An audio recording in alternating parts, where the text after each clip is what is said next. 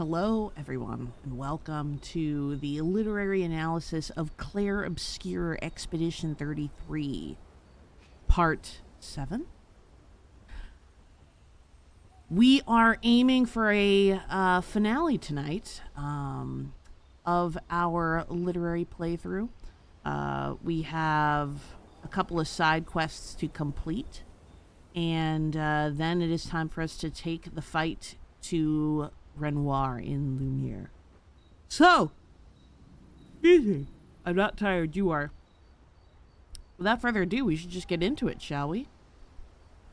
Say, pretty outfits. Yes, we are currently wearing the chic outfits obtained from the DLC. I am going to change them out of the chic outfits. I just wanted to show off how silly everyone looks. I think Minoko might be my favorite. This outfit is just incredible. He's just very fluffy, and I appreciate that about him. But otherwise, we're going to put everyone back in there. Because I want to keep it a mostly legit, or like an authentic looking run, you know? The hair is a vibe. Alright, let's put you back in your baguette.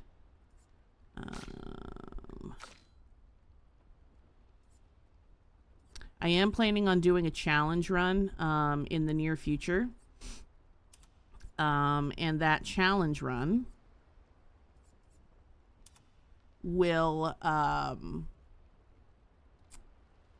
we will just be in our baguette outfits, so fear not.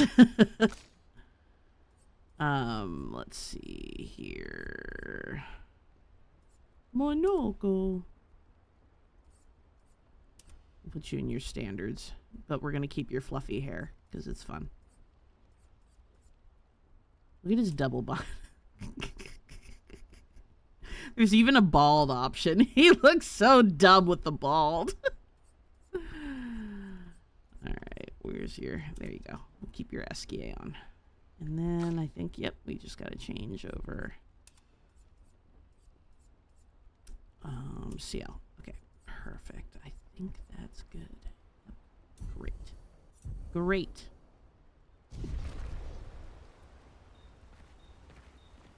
Why they do that to him, I know. So mean, but also so fun. Have I picked up the other... What? I've only found 2. Okay, I guess I need to find more. 7? Tune, thank you for that 7-month watch streak. That is incredible. I love that. Thank you so much. I still don't understand the requirements around getting stream streaks. Because I feel like I've never seen an option to share, like, Claire is on a blank stream streak. And I know I have some stream streaks going. Like, I know I do. Alright. We are gonna go take care of Lune's quest. I don't think it's far. At least I hope. Oh, yeah, that's right. It's on Surrounds Island.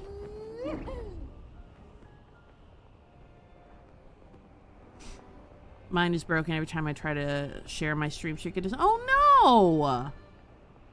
Maybe that's what it is. It's just a broken thing that's broken, which is super annoying. Breaking through the fog.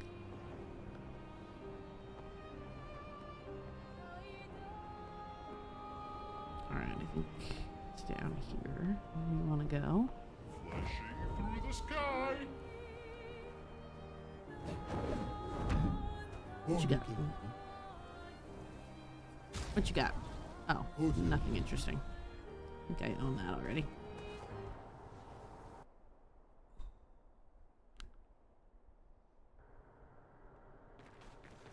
It was Lune. The 46 are nearby. Here? Yeah, but getting to them might be tricky. When is it not? It's alright, I got this.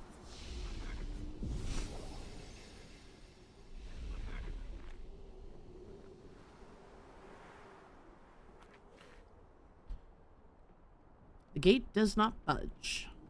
According to Verso, past this door lies the trail of Expedition 46, Lune's parents' expedition. There's nothing around that could help open the door. Lune studies the door. Maybe she should try playing music. Lune summons her guitar. Her fingers hesitate. She closes her eyes and plays a song of longing. The door resonates to the music. With a sad smile, Lune loses herself fully in the melody. You do, Axis. Hello, welcome in. The valley dances to the sound of the strings. As the last haunting notes fade into silence, the gate opens.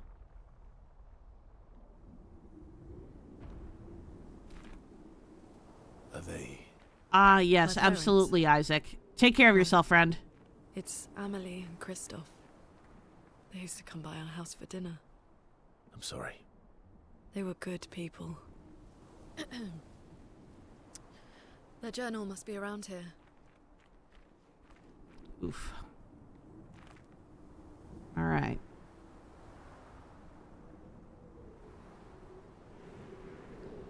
Let's go kill a thing and then figure out what's going on here. Remember the first time I did this? It spooked me so bad. Just like, boo, hello. Bonjour. Hi, Spin. How are you? Stendhal! Bye-bye. Oh, you're not dead yet. Okay.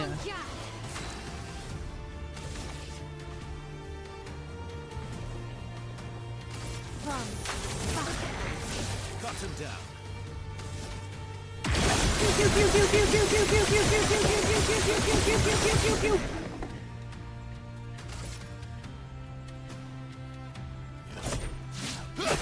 Yay! I'm so glad you get a 5-day weekend, friend. Best news.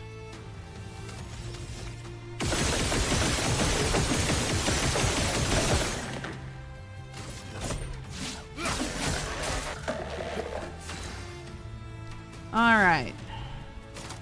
Elemental trick. Elements converge. 24 burn stack. Push forward. In town tomorrow. So, oh, that's awesome, Spin. I love that for you.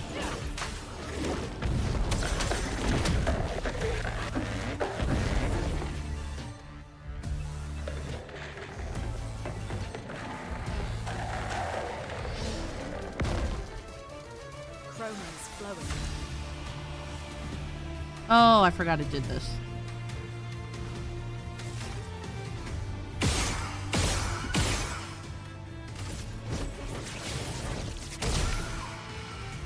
One down. A dick. That's incredible. Oh, I forgot about that. 8. Go.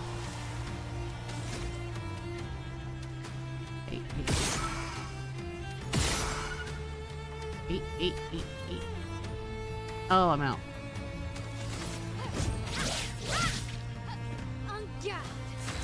Okay, I got this. Chill. Damn it. Come on. There we go. Come on. We can do it, Mael. We can do it. No, we can't. No, we can't. Okay.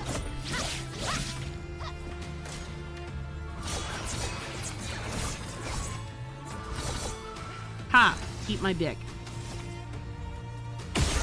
Bye. Yeah, I'm leaving to, after around like noon or 1 tomorrow, I'm gonna head over to my brother's house and I'm very excited!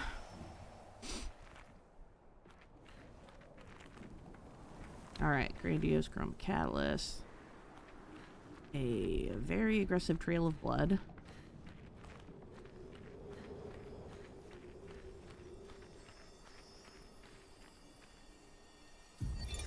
Expedition 46, Annalie. Brigitte finally succumbed to her infection. She fought off that blasted Nevron for 4 days and 4 nights, saving the rest of us.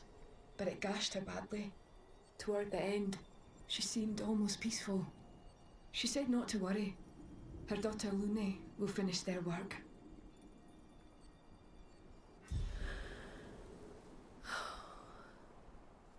You okay? Let's head back to camp.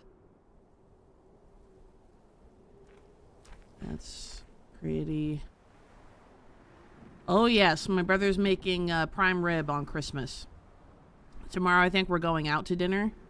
But Christmas Day we're having some delectable prime rib and I'm very excited. My brother makes amazing prime rib.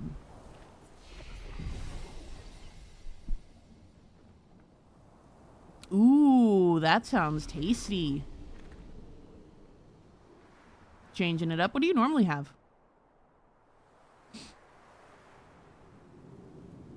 You're also making prime rib? Oh, fuck yeah. Let's go. Let's go, dude. Prime rib for everybody. Excuse me.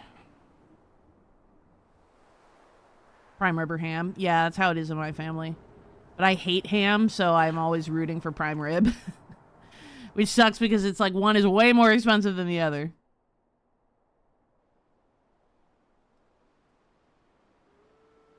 As they arrive at camp, Verso sees that Lune has a lot on her mind. He invites her to talk, away from the others.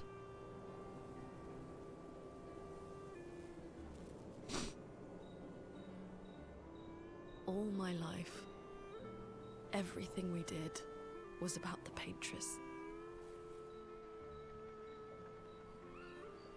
Yes, yes, Arm it is.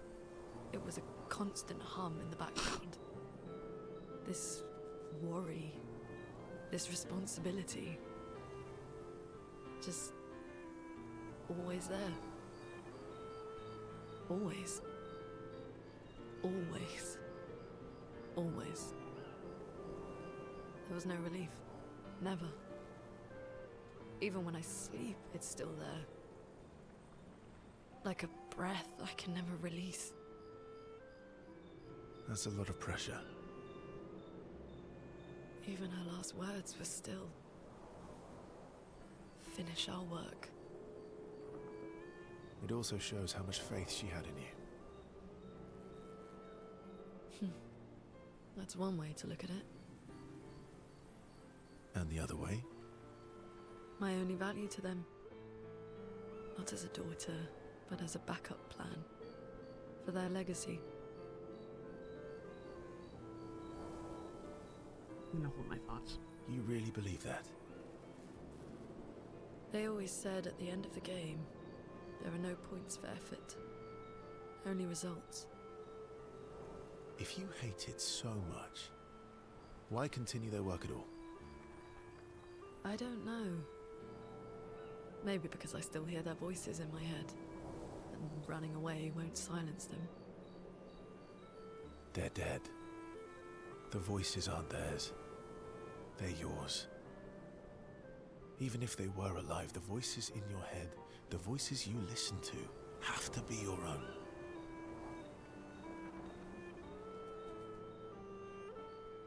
Is that how it works for you? Getting there. Sometimes it's hard to tell. Yeah. They share a commiserating smile. They understand each other.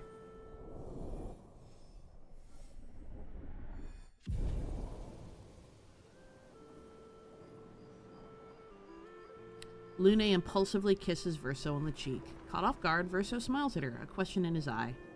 Laughing, they return to the others.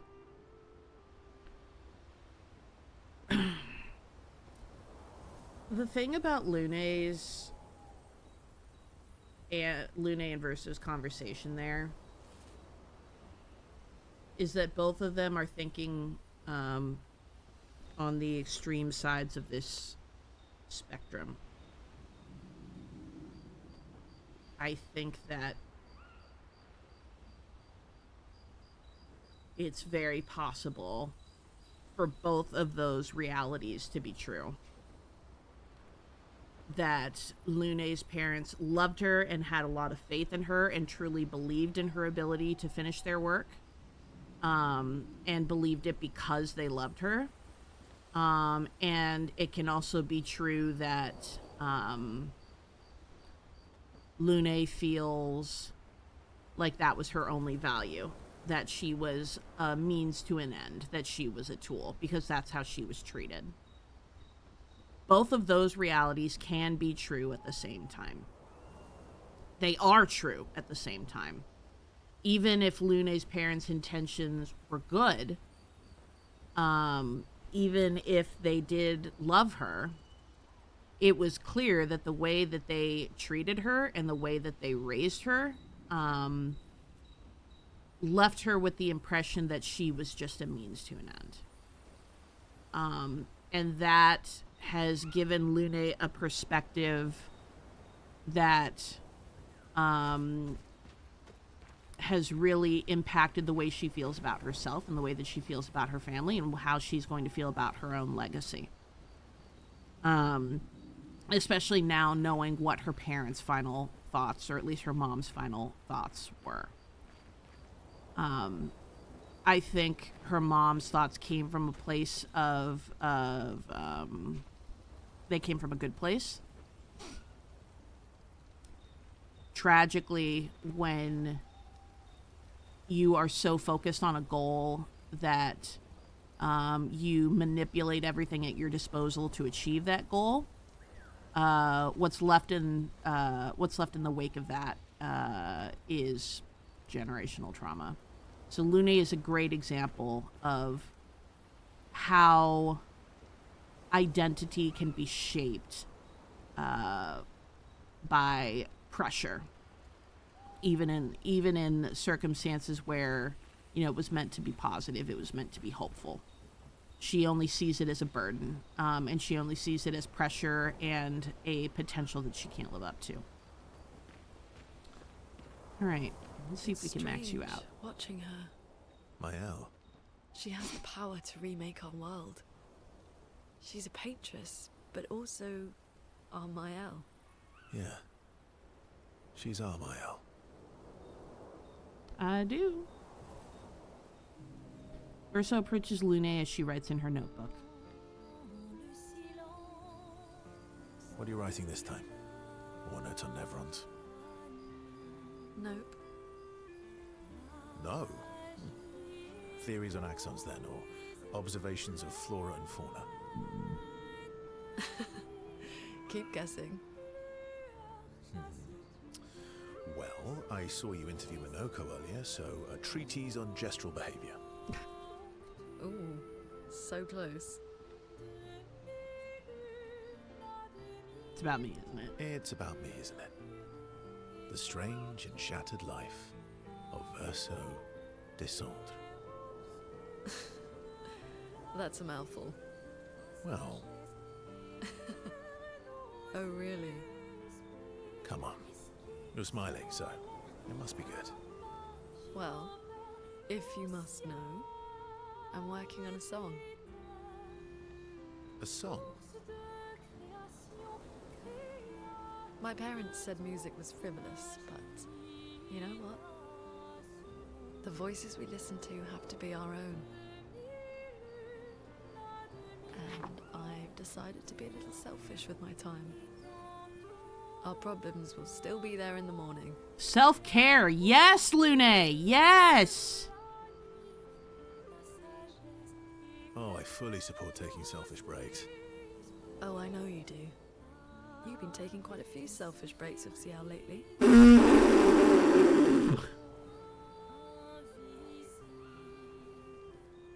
Below the belt. I'm glad she's found some happiness. Or at least some fun. But it would have been nice. Okay. I'll play the song, but no laughing or smart-ass comments. Me? Never. Urso and Lune's bond is incredibly strong.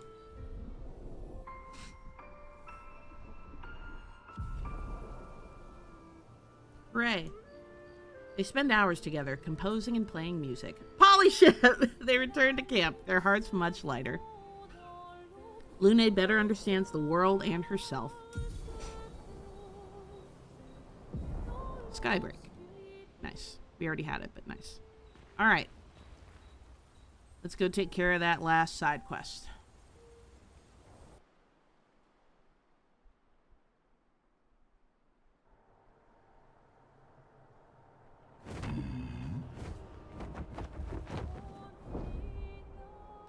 We are off to...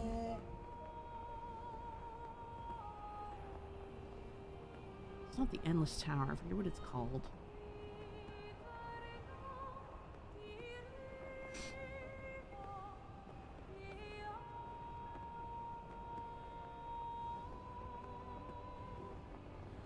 The Reach, I think is what it's called. Hang on tight. Give me treats. Well, that will help.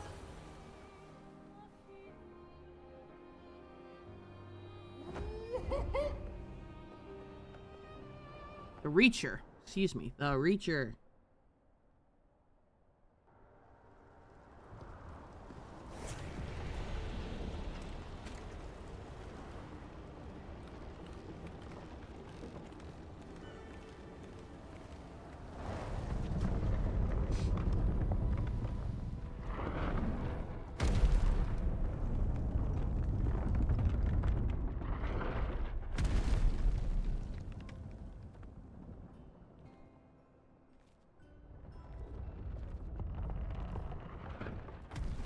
Another axon. How did it get so large? She wasn't always this tall. She's obsessed with reaching the stars, so... Par in his parables. Parables? He never paints just to paint. Everything has to have layers and layers of meaning and purpose. Everything's a lesson. What's the lesson with this one? Hope. Lizzie. My sister's at the top. And Papa knows I have vertigo.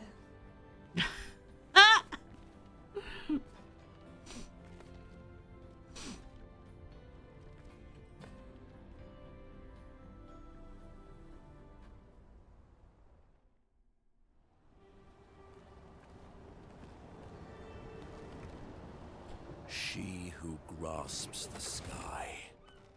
I hate climbing. And we're going to be climbing for a while. We'll try to be quick. It's a long way up.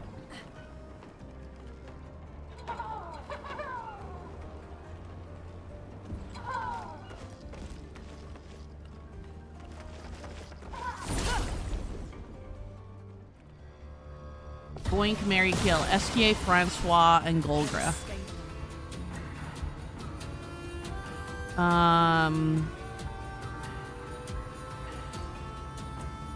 Boink, Golgra, marry, Esquier, kill, Francois.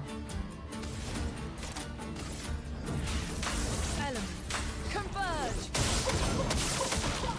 Not looking good.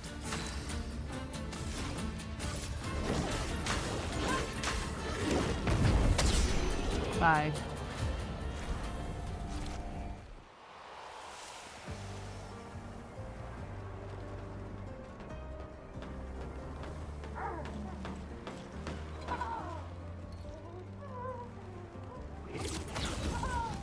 Bye-bye.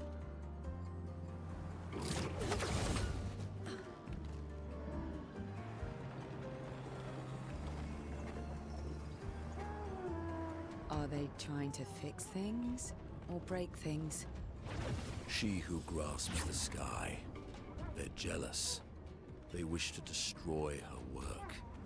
Pull her back to the ground. Is this part of the parable? Everything is. I've always had, like, kind of, it's hard to describe, but Renoir's idea of like everything needs to be imbued with meaning. It's kind of dangerous isn't the right word, but it's definitely like a weird thing to do when you're a creator, when you're an artist of any type. Excuse me. Oh, we're gonna have to fight. Because whatever meaning you imbue within your work is not necessarily how it's going to be translated by the person who consumes the work.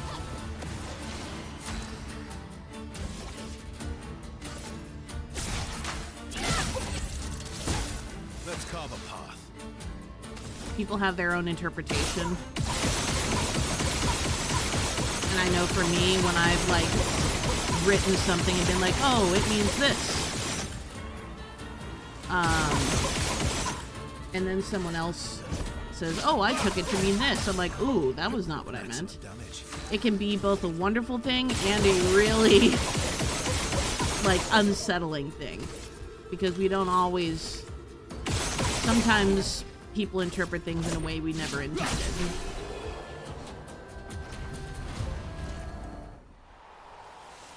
Make me think of hands. What do you mean by hands? Like the actual, like the support beams remind you of like physical hands? Oh, yeah, they do. Okay, yeah, you're right. You're right. You're right.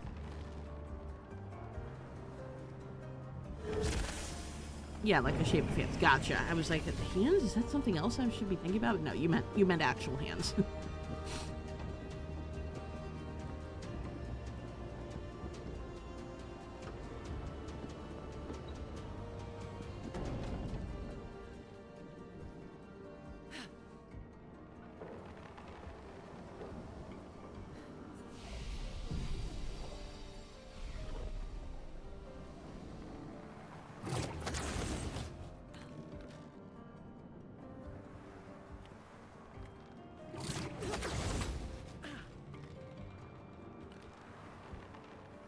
Ugh, I hate these things.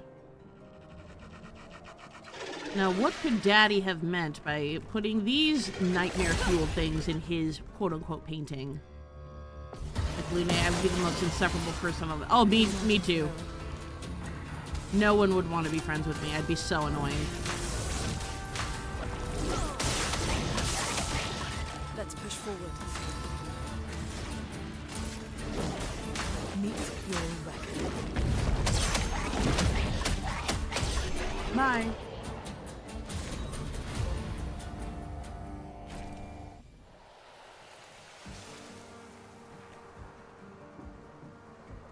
The sniper Picto is best Picto, and I cannot be convinced otherwise. Also, chat, in case you didn't hear at the beginning of the stream, get excited. Next year, there will be a new Expedition 33 run. A completely fresh run, not New Game Plus. Fresh run, expert mode. We are going to attempt the impossible. We are going to see if Claire can beat a game on the hardest difficulty, considering she sucks at most things. But maybe she has some... She's a little too big for her britches now since she finished Baldur's Gate 3 Honor Mode.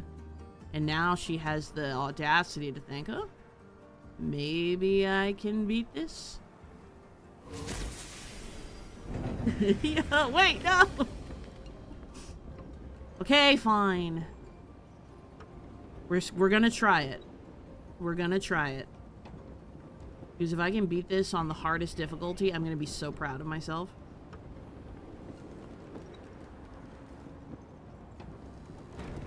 I did the DLC the other day, and it was kind of tough.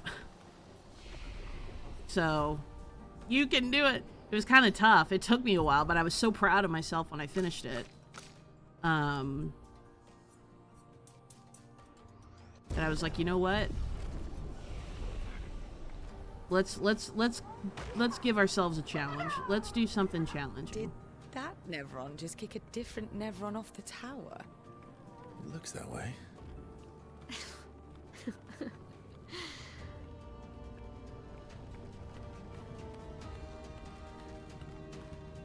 Brother. I said no thanks right now.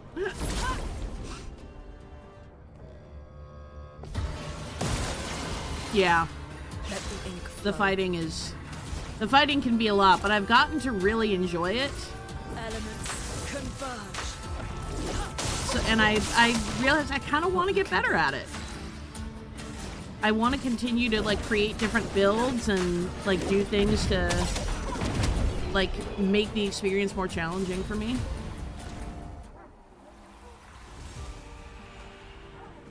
And think of it this way, this run was focused entirely on story. The next run will be focused entirely on get good. The duality of Clair.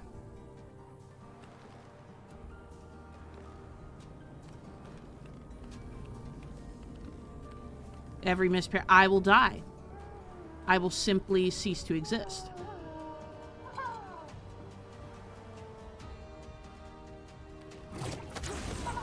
Julius on my expert run, he did hit me twice though. Well, okay, well you're better than me, Toon. I'm gonna get hit so many times, it's gonna take me so many attempts. It's going to take me so many attempts.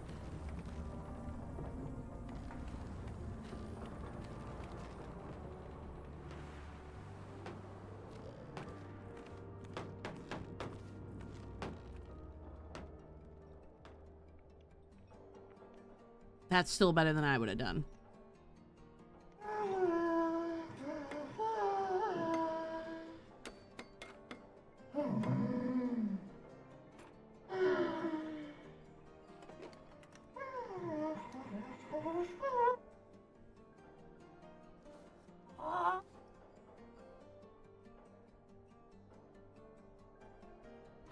Hello, Grinch man.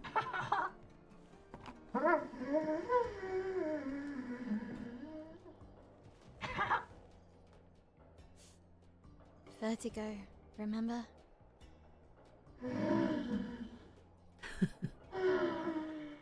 Aw, darn. His intentions Exactly. are good, I know, but his methods... Your father? I'm the youngest, which makes everything worse. Oh, I understand that. Only child. Yeah, Claire's the oldest. She's just so perfect, so accomplished and talented. Papa's favorite, he's so proud of her. And Verso could always make Papa laugh. I had so many inside jokes. Then there's me. And then there's you. The actual favorite.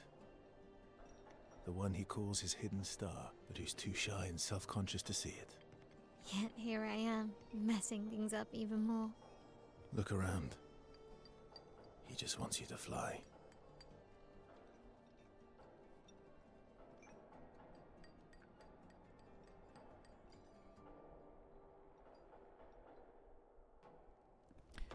There are some... I would say there are some similarities between the way between Lune and Mael, which I think is intentional. Clean them up. I shouldn't say I think. It is definitely intentional. Both the babies of their family. But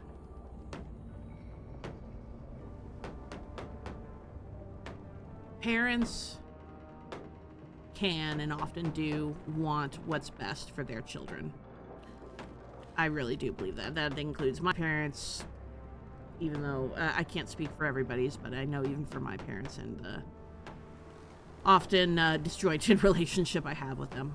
I know that they always wanted the best for me, especially my dad. Mael saying, you know, having the awareness to know of her father's intentions that he does want what's best for her, while at the same time not recognizing the level of affection that he has for her. It's such a weird thing also with siblings. I had a conversation with my siblings like a few weeks ago. I just because I was curious, and I texted both my brother and my sister, and I was like, hey, who's dad's favorite? And everybody had a different answer, including me. I had in my head who I thought the favorite was, and then my brother had an idea who the favorite was, and my sister had an idea who the favorite was, and all of us said a different person.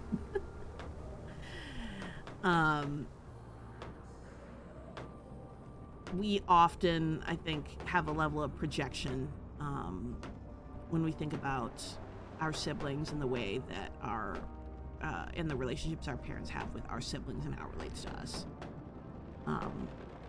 Based on the limited interaction we've had with the real Renoir, I do 100% believe that he cares a lot about all of his children, and definitely cares about Maëlle. Like, absolutely does.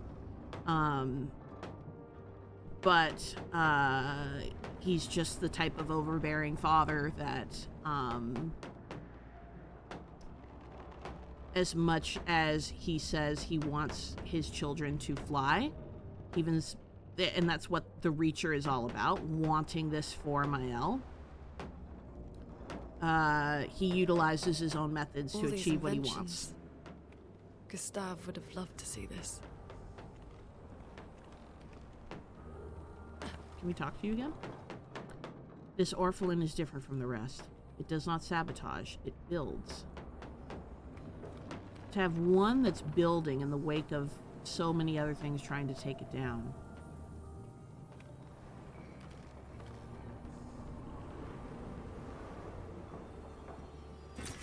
Good stuff.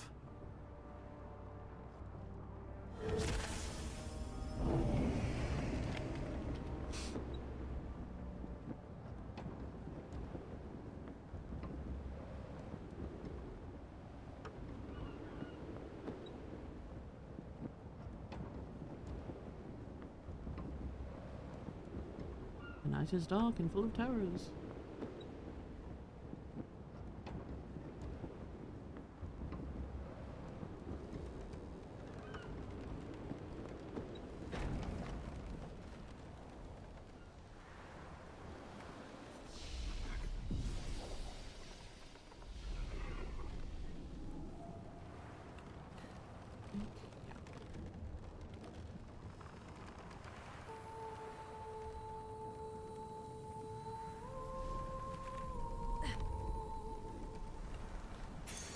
Nice.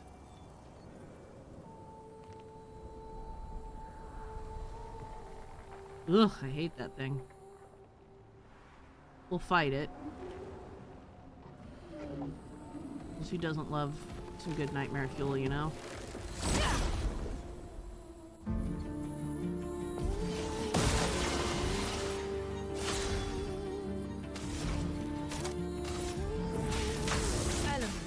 And it's fitting. The ghost of Christmas future! Let's push forward. Right before Christmas. Meet your reckoning. Oof, that thing is strong. Excuse me. Are you burning? I don't know yet, Toon. Oh, never mind, we're fine. I'm sure Maëlle will be one of them. But it may also be just a matter of like trial and error. I'm genuinely not sure.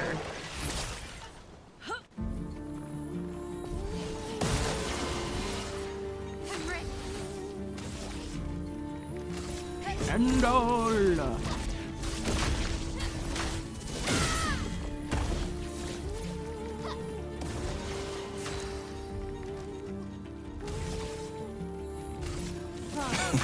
Daddy Halson, they call me. 31 years. Chai, Also, thank you so just much for saying 31 how months, quickly friend. Before running back out, less spoilers. I sincerely appreciate it, friend. Thank you.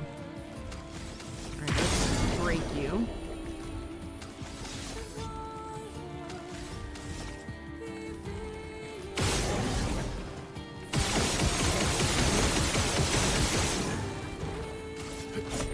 That was not what I intended.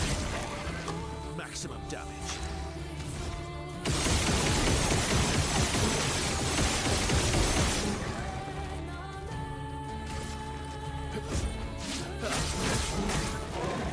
A storm is coming. That's a good point. I thought you did too. But maybe I'm misremembering. Oops.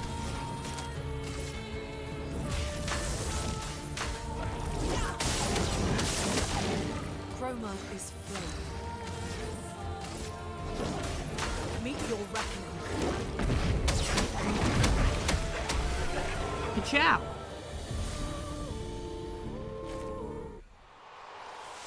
All right.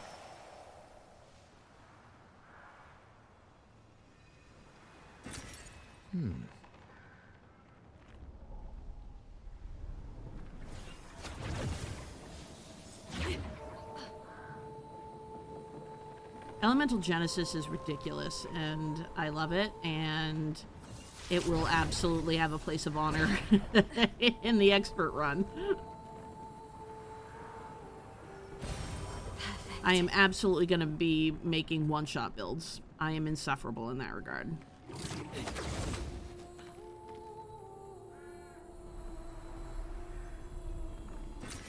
Well, that will help. You being there tells me I need to move past you. I'd really rather not fight you, though. One was enough. Or two, or however many I thought. Journal, yay. Expedition 61. Margot. See, but I disagree. I don't think she's lonely. She's alone, but she's not lonely. They clearly have some sort of society here, and she's the odd one out. Well, except for her co-conspirator in the workshop. I've never seen creatures fighting amongst themselves before. I admit I'm impressed by her creativity and drive. I feel almost like a traitor for saying it. But there's something about her. You can't help but want her to reach the sky. Well, Toon, you'll be thrilled to know. I'm going to be very open to, like, backseating and build suggestions during that run. So I will be very, very open to any and all help. Like, I kind of feel like CL and Mael were gonna make the cut. Just because CL is so ridiculously OP in terms of what she provides in support, especially if you're doing one-shot builds. So, yeah, that sounds like a realistic trio for me.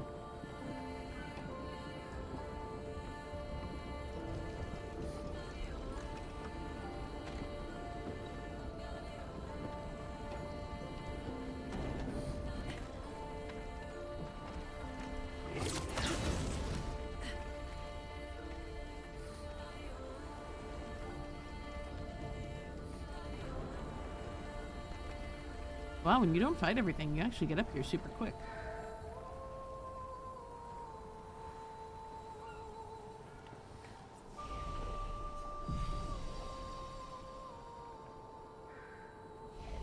I'd love that, Toon. Thank you. Anybody who actually wants to help with ideas for the expert mode run, please do share.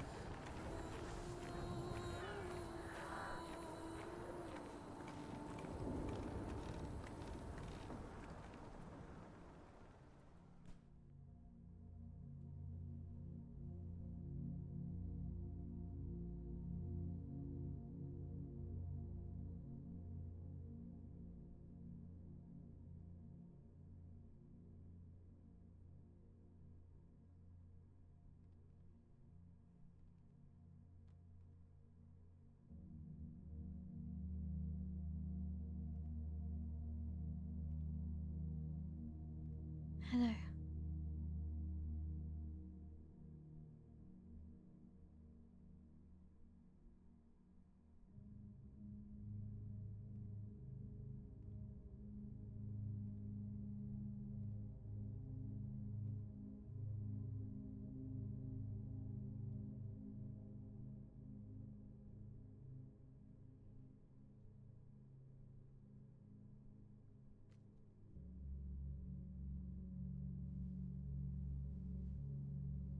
Alicia. Your letter.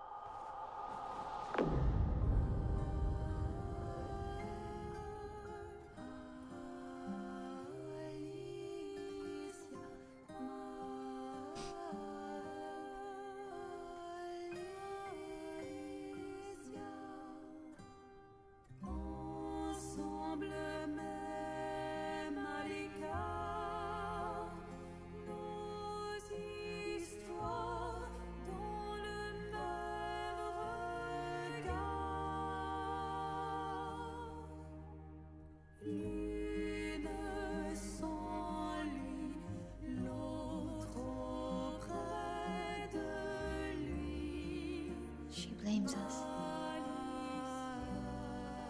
doesn't she?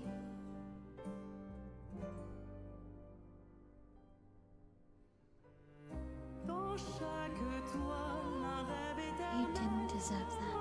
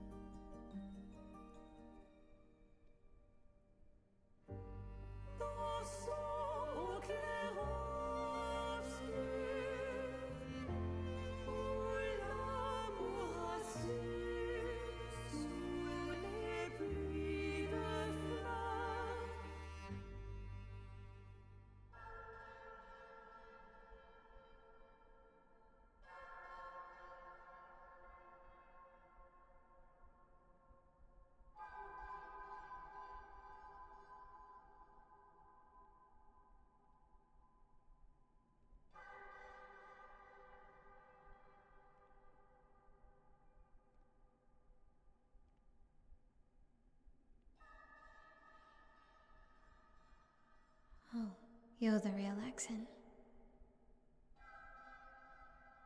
You know, Papa painted her. So, you know who she represents?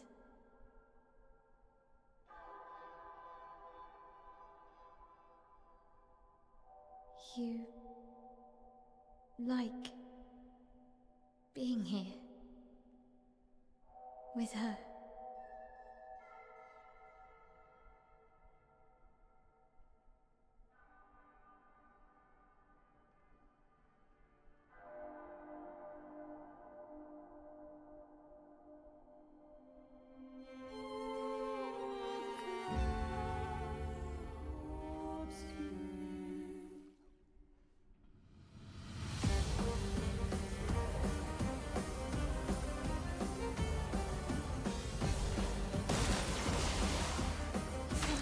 Grace. Diary. Oh, almost got her.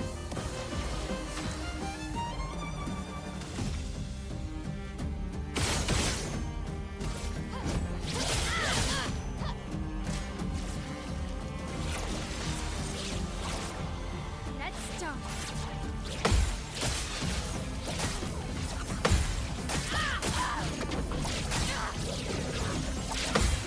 That was not Fleurette Fury. I disagree.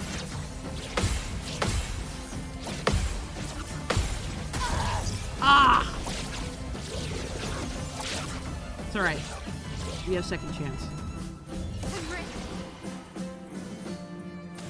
That was rude!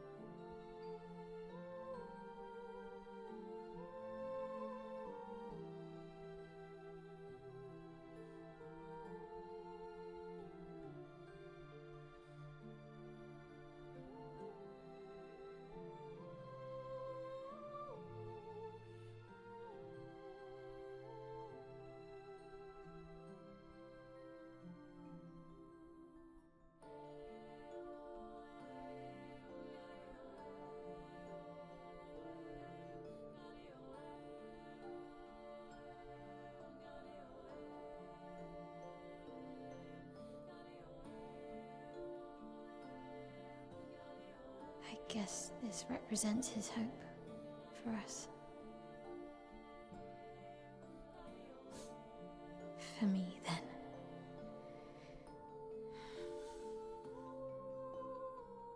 Go. Claim your piece of sky.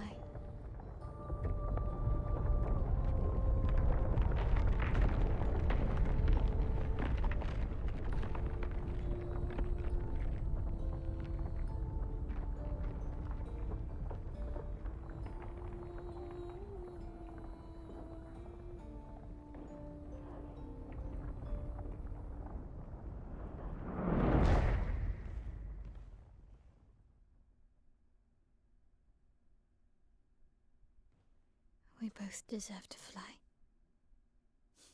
Let me give you a new beginning.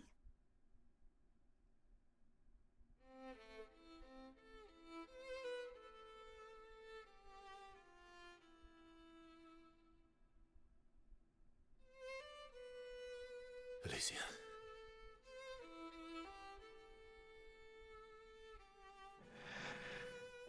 Send me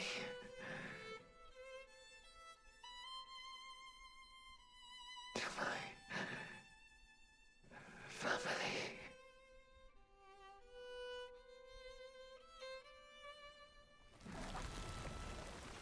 Wait. Mael!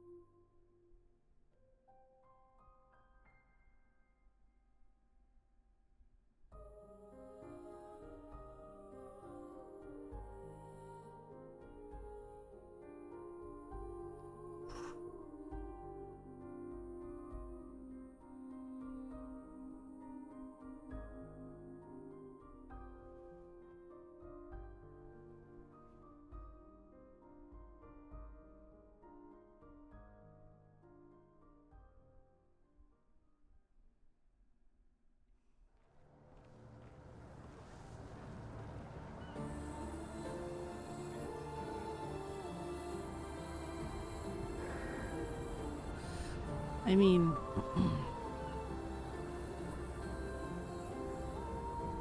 Painted Alicia was created by Aline, the paintress. Scarred without her throat, and devoid of color, in a world that is otherwise full of color. Eileen created her to carry the burden of grief that she herself did not want to carry. Painted Alicia, who did nothing wrong, but was created to be a scapegoat for Eileen. I absolutely do not blame Painted Alicia for wishing to be gamaged, for wishing to be returned to her family. In this case, her family being her father, or Painted Renoir, who clearly loved her. Eileen created an alternate world where the only person who suffered in the fire was Painted Alicia. She made her carry the burden of a reality that was not hers. And that is unequivocally wrong and cruel.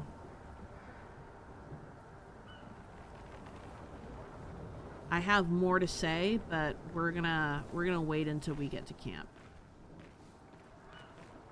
because Verso's reaction, I think, is going to be very important.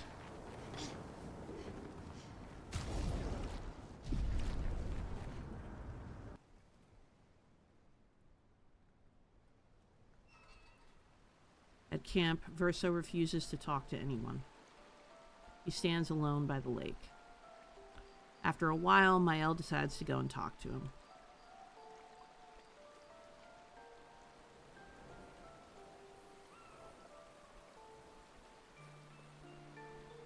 I'm sorry.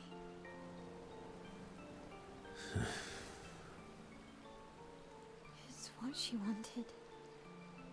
I owed her that much. We owed her that much. I honored her wishes. That's something neither you nor Renoir ever did. And not Maman either. I didn't get to say goodbye. That's very fair. That's very fair. You didn't wait. You didn't give me a chance to persuade her. Okay. She knew what she wanted. You wouldn't have been able to sway her. She's not you. You don't know that. I know her better than you do. But you didn't even give me the chance to try. You just erased her. Verso. You've lost two brothers. You know what it's like to lose your sibling and never get the chance to say goodbye.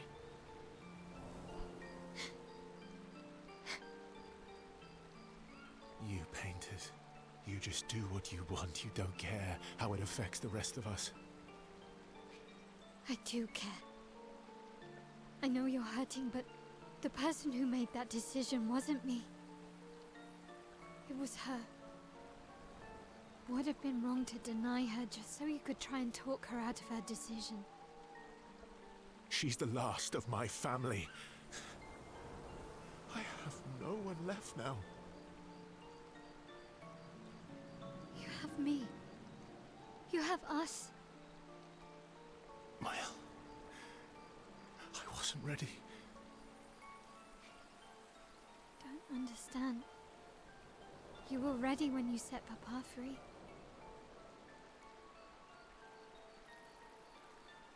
People can be complicated, Mael. You expected that he would erase the canvas and everyone in it. Isn't that the same thing? It's different. I mean, no, it's not. It's different. Why did she do that? You know why. But you're right. I should have thought of you. I should have given you a chance to say goodbye. I'm truly sorry, Verso.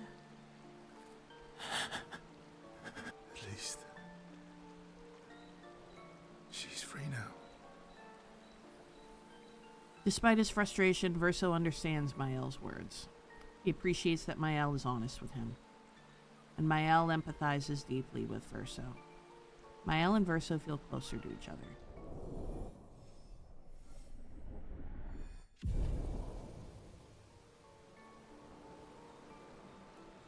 They sit in silence a little longer. This time, Mael comforts Verso. They head back to the others. Okay.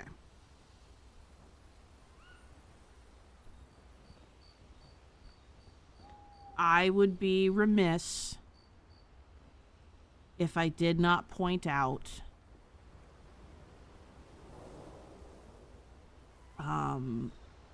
a crucial flaw in Mael's logic and her behavior. She is fighting to keep this canvas, and she is fighting to keep Verso, painted Verso, in the canvas, despite the fact that he has said on multiple occasions that he is tired and he's ready to go. That he doesn't want to be here anymore. So Mael is treating Alicia, painted Alicia and painted Verso, differently. Verso is not necessarily wrong when he says that you painters just do whatever you want, you don't care how it affects the rest of us. He's not wrong.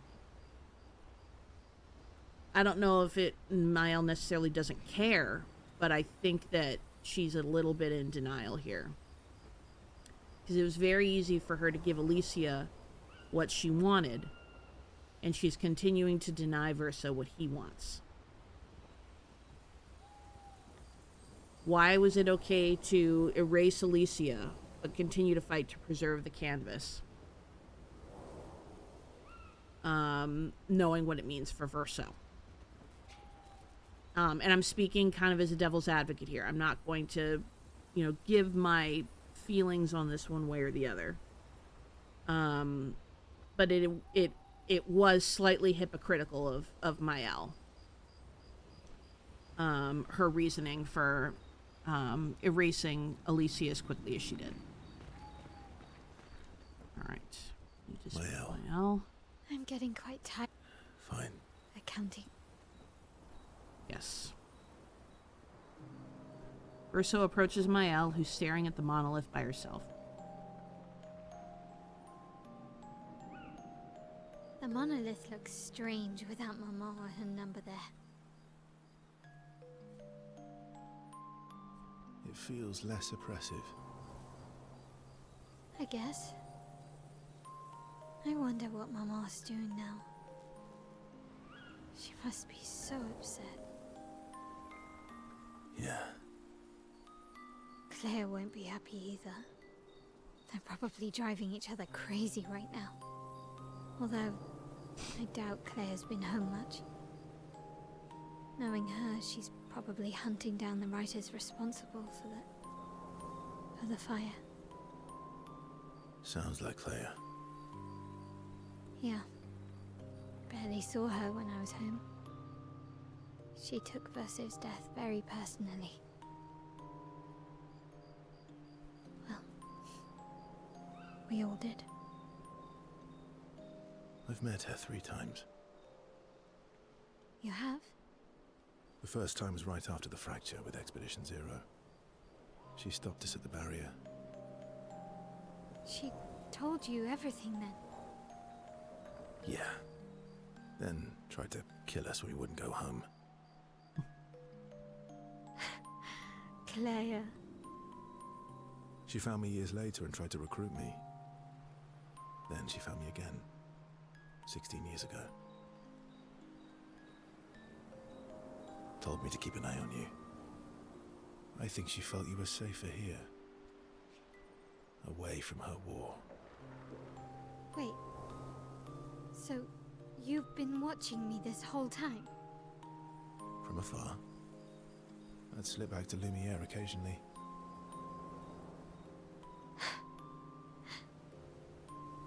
So, you knew where I was? there too. I couldn't exactly take you with me, but I tried to look out for you. And once you left Lumiere, I stayed close. I cleared all the really dangerous Nevrons out of your path, and I pulled you away on the beach. But you also let Renoir kill the rest of the expedition. You didn't help them. There were too many of them to save.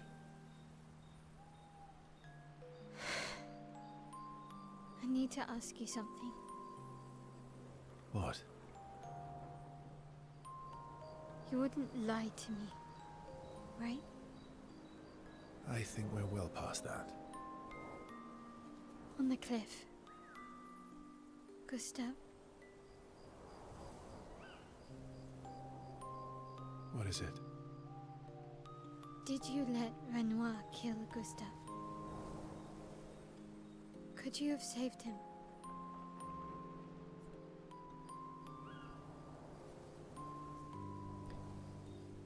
It's so interesting that we as players are given the choice for this very, very crucial dialogue option. And I'd be curious to know why you think this is an option. Considering the repercussions of either answer. And considering the relationship that we have established with Mael throughout the story.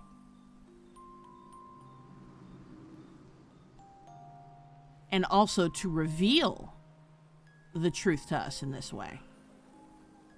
We find out literally via these dialogue options that Verso let Gustav die.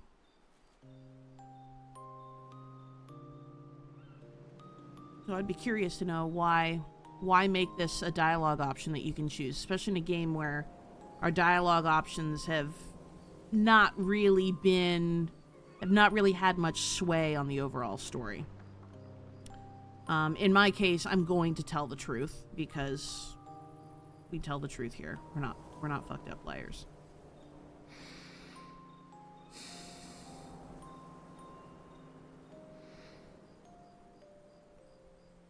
Yes.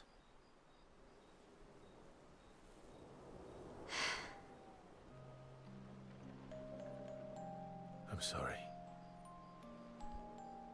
Why? I was afraid. If you found out about the canvas and he was there, you would refuse to help me send Mama home. So you let him die? I did.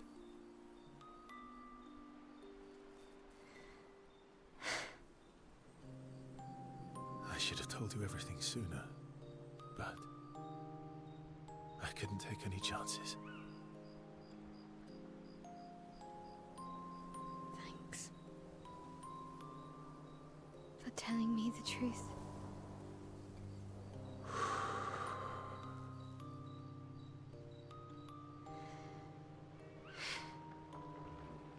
Yeah. It looks bland without a number. You're a paintress? Paint something. How about, Papa, you go home? Catchy. Come on, let's do it. Mael and Verso's bond is now unbreakable. Forged in truth.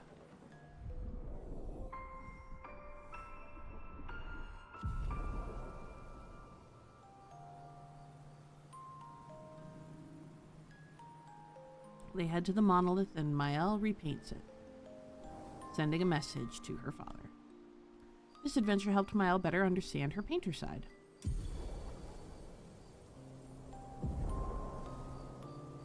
OP Gradient. They return to camp to the rest of the expedition. Okay.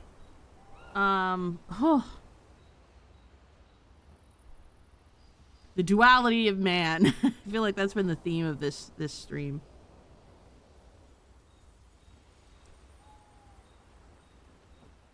Verso... I should be careful how I say this. Verso is not a good person. In the same way that Mael is not a good person. In the same way that Joel is not a good person. In the same way that...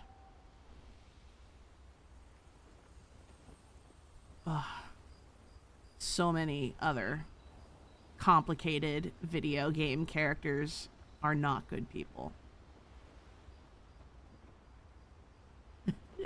Colin's stupid, I can't say him yet. Yeah. What I will say, we just had this conversation with Mael and kind of the hypocrisy of Mael's actions in relating to erasing Alicia. And we see that Verso essentially just did this, did the same thing. The exact same thing. But, in a way to get what he wanted.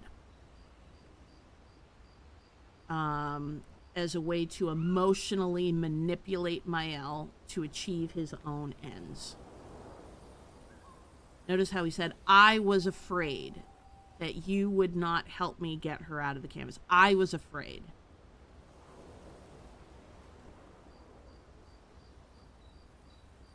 Verso has not been truthful to us for the entirety of this expedition. For the most part, it's been lying by omission. But this was a straight lie. Because he said when he first met us, I'm sorry I couldn't save your friend. Yes, he could have. He absolutely could have, and he chose not to. He saw Gustav as a risk to him achieving his goals. And he relied on the emotional upheaval of Mael to get what he wanted. That is fucked up. That's not to say what Mael did, that's not to excuse what Mael did, or to, you know, cut her slack. But Mael is a teenager who made a mistake and is operating with the best intentions. Verso is a desperate man playing with people's lives. And even though I find him fascinating as a character, and I understand his motivations, and I empathize with him in a lot of ways, this is a very complicated revelation. And an important one. And it's why I opt here to tell Mael the truth. Because she deserves to know, and she deserves to have the full understanding of why we are doing what we're doing. Verso owes her that much. He owes the rest of the expedition that much. Fucking Verso, man. And on that note, my friends, it is time to go take on Renoir.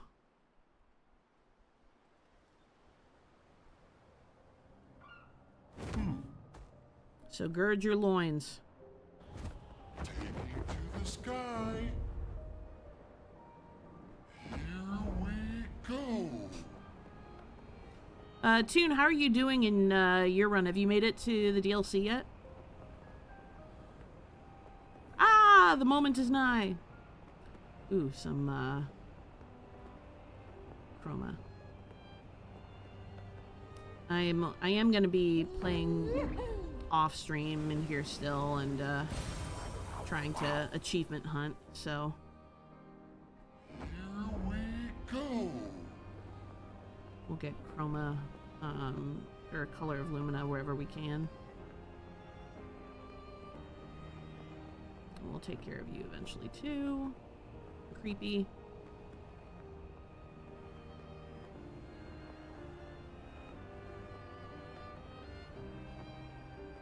And let's not forget, he was also withholding Eskier's rock Sori to prevent the expedition from being able to return to Lumiere. He's really manipulated this from the get-go.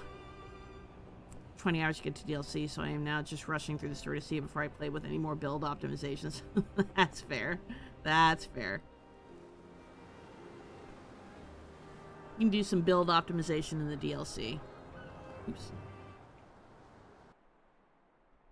Alright, let's go to war!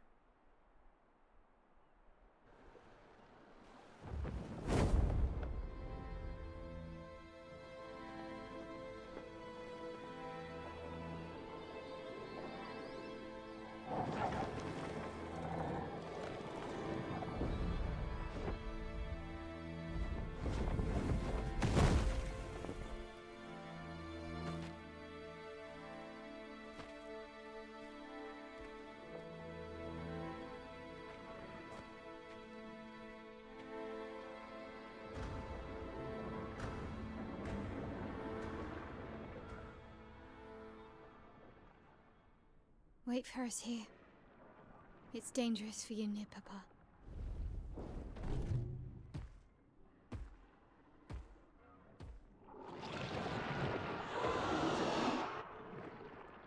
We'll have to move fast.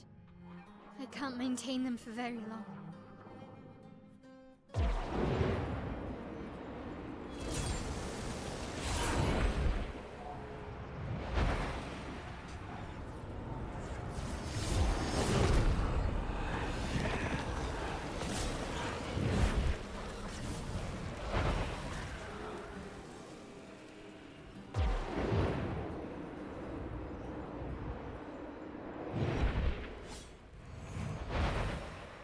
Tomorrow comes.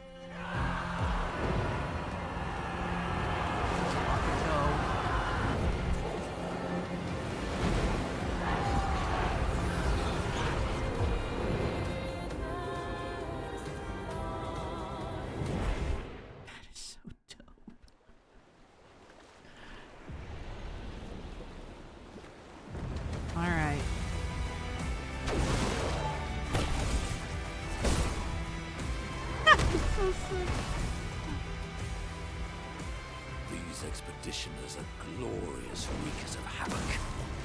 The sword of Lumiere.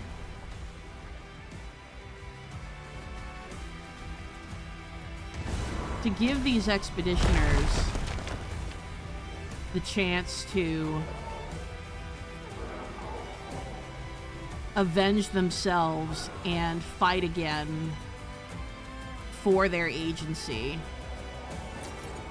to me is my favorite gift that Mael gives within this game as a paintress. It's such a powerful gift.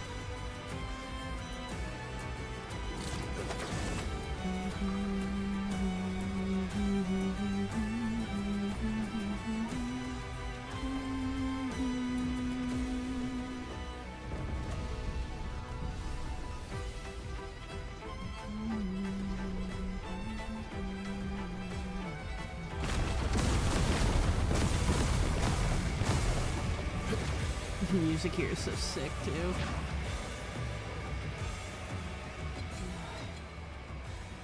The 32s. We'll fight these. The 32s.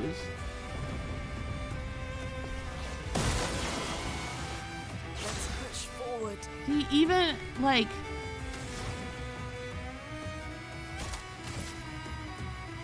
Renoir took advantage of... He repainted members of the 32 to do his own bidding. Ah, I hate this. To go against their nature. Their own desires.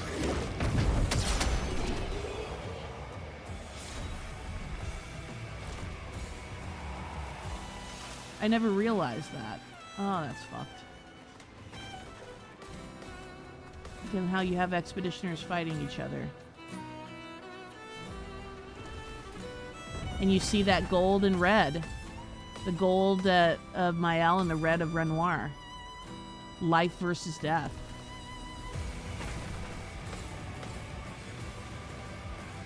Color theory in this game is insane. An advantage.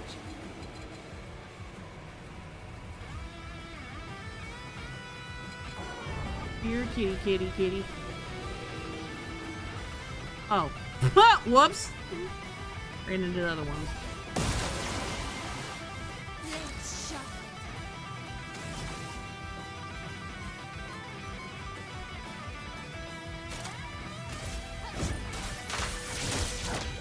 Oh, that was not the one I wanted to do. Whoops.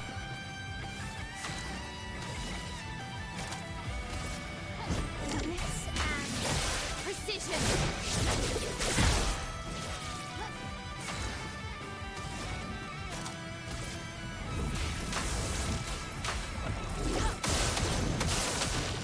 No margin for error.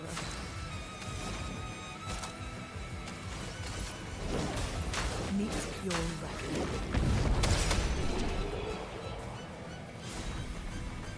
Alright, I think we're about to jump into another fight. Oh, nope. Oh, we are. Nope, excuse me. Let's actually use this for now. Your father. He's at the tower. Yes. I am.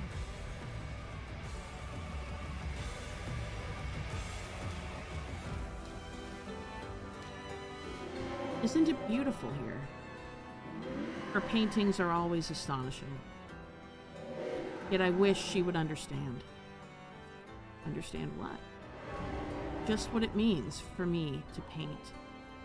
What do you mean? The boy has gone silent. What do you mean?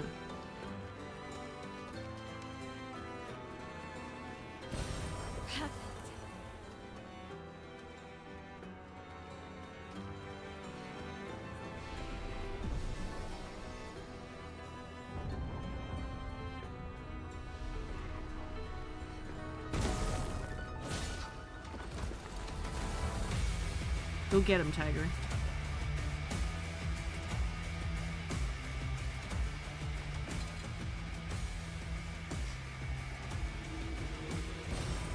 Interesting.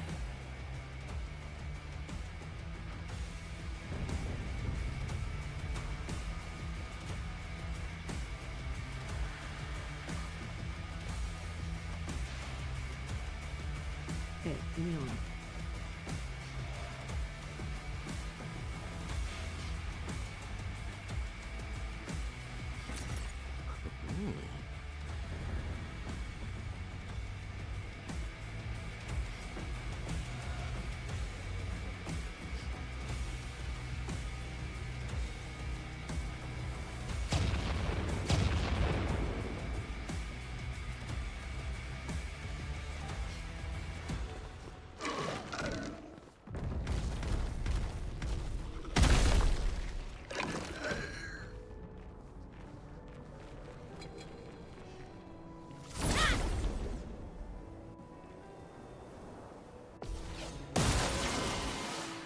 Not looking good. Elements converge. That hurts. Meet your reckoning.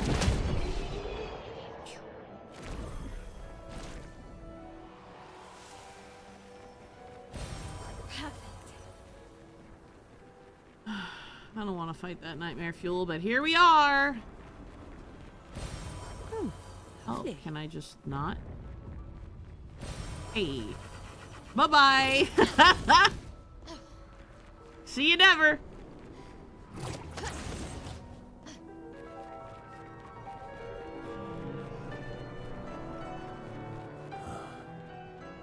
The Opera House.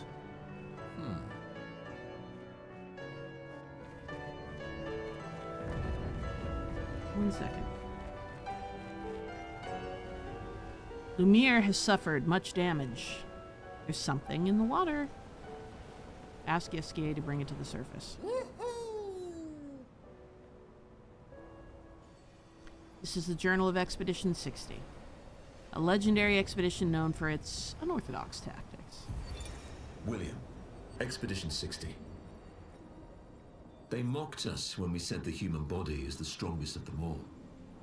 We trained relentlessly, and now our bodies have achieved the pinnacle of human performance. with which we are able to crush our enemies. We are so much more agile and aerodynamic without the heavy uniforms constraining our glorious muscles. With Leslie's unstoppable training regime, we are impervious.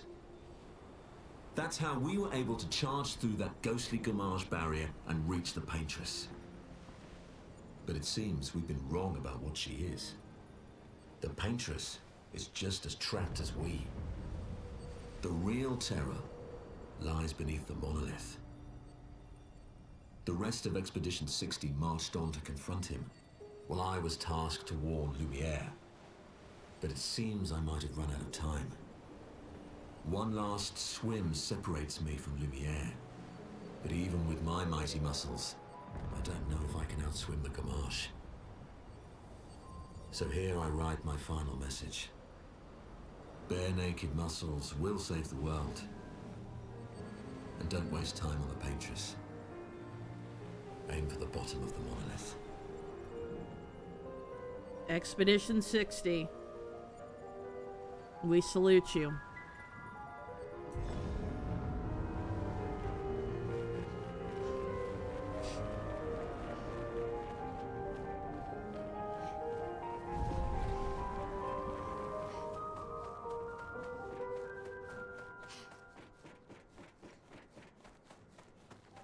Can't remember if there's anything up here. I don't think so.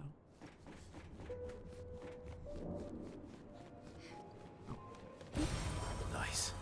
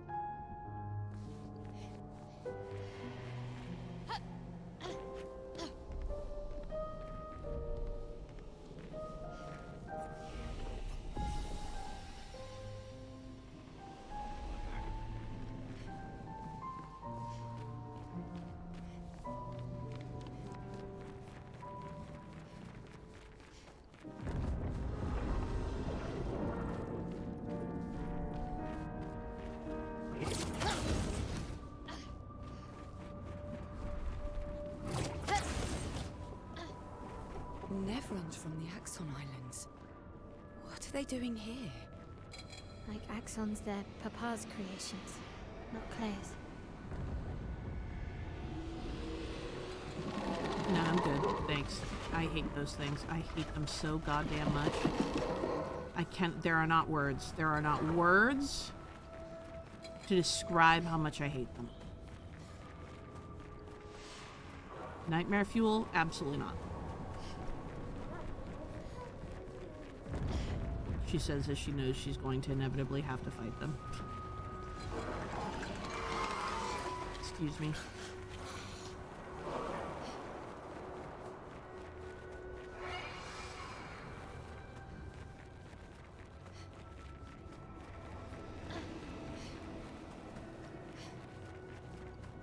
Is that the way I just came from? Nice. I think I just went in a big circle.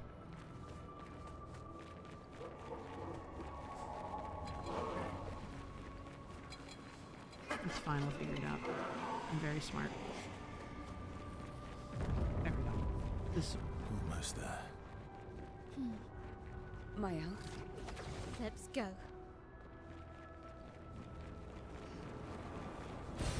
Ow, wow. Oh, wow.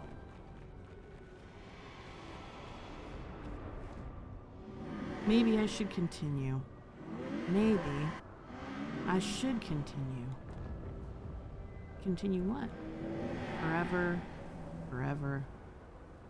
The boy has gone silent.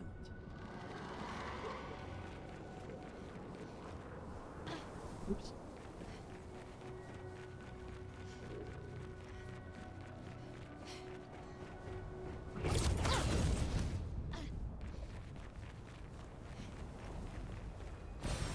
Oh, lovely.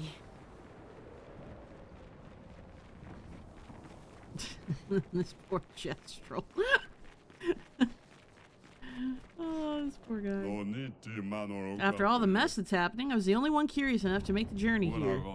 But this place is sad. Yes, yes it is. Vial, you throw my catalyst.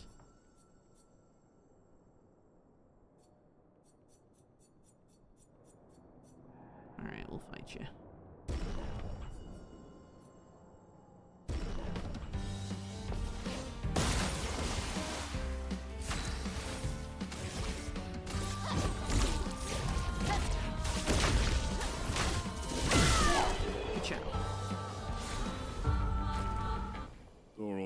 Thanks for the distraction. Now let me sell you the real goods.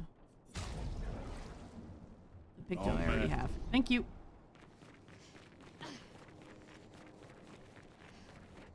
Papa is somewhere past the gardens.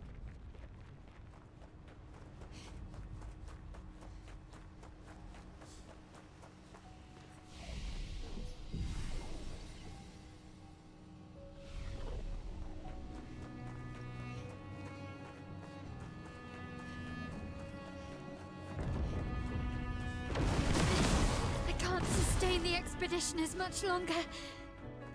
Ned, we need to defeat them fast.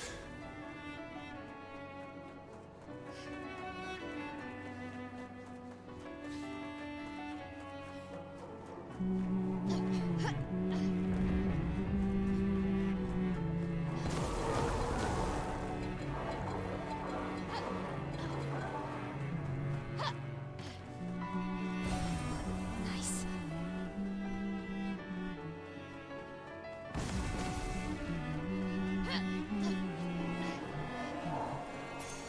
Nice. Radiant Fighter.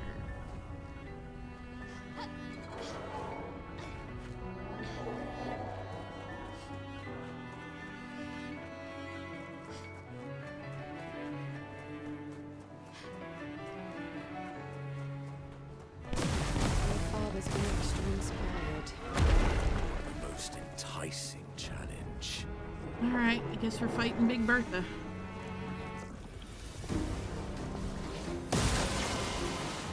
Time to hit big. Thunder!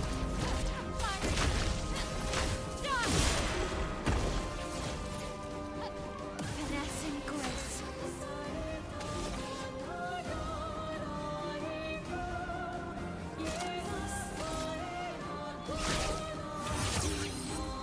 Last chance. That hurts.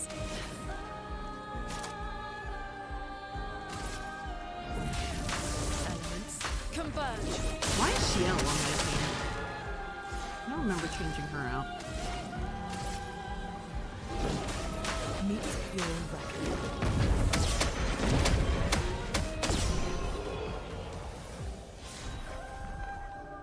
Always play twice in a row, but deal 50% less damage.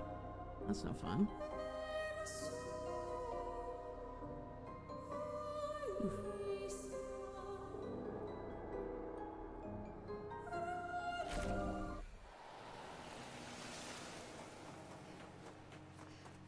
Alright, well, let's fix our rotation. Papa's over there. And the chroma we need to bring back Lumiere. Sorry. Even I can sense him.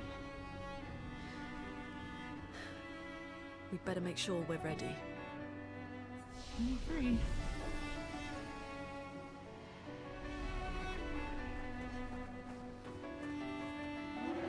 He is here, doing what needs to be done. What I can't do anymore. What can't you do anymore? Yes, unless... No, maybe I should never stop, but the boy has gone silent.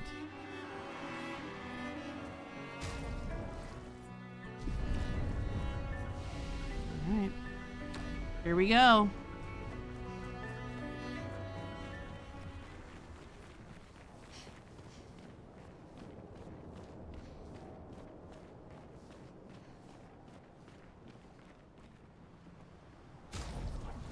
I'm curious.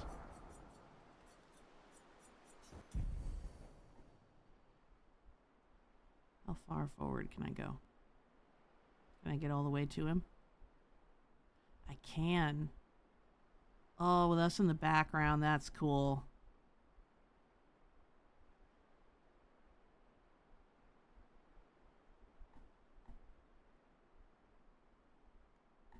I need to stop doing this.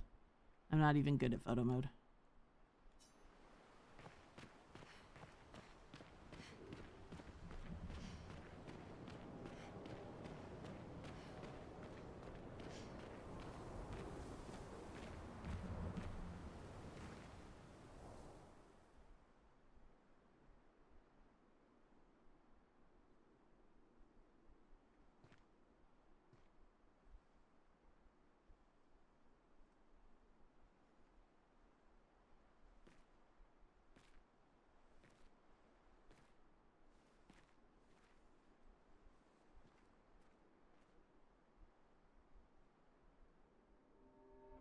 Papa? Alicia. Please. I just want you to understand what this canvas means to me. I do understand. I know how powerful and intoxicating it is. How deeply attached we can become to the worlds we pour our hearts and souls into. I was enthralled, and it nearly killed me. Doesn't mean you have to erase Verso's canvas. Child, do you think I want to? After all the sorrows we've endured, do you really think that I want to destroy this last piece of his soul? Then don't. Life keeps forcing cruel choices. We do what we must.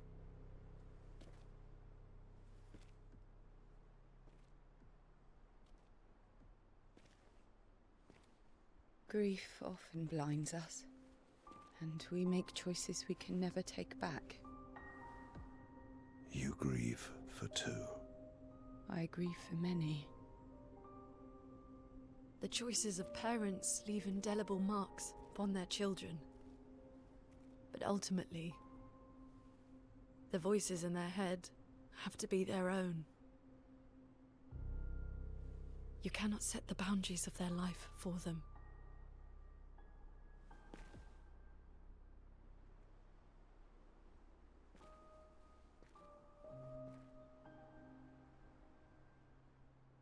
After the fire, you wanted me to find new joy in life. And I tried. But I couldn't. Verso died because of me. How do I get from that to joy?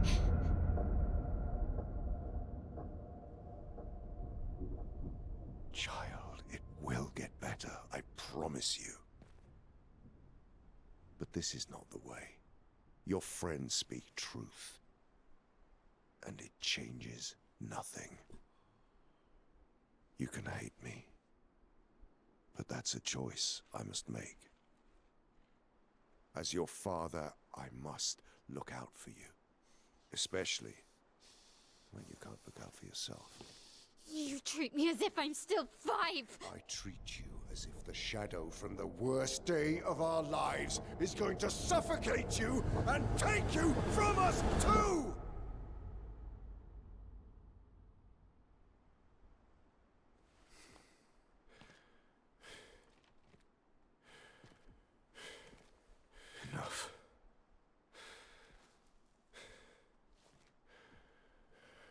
said, enough.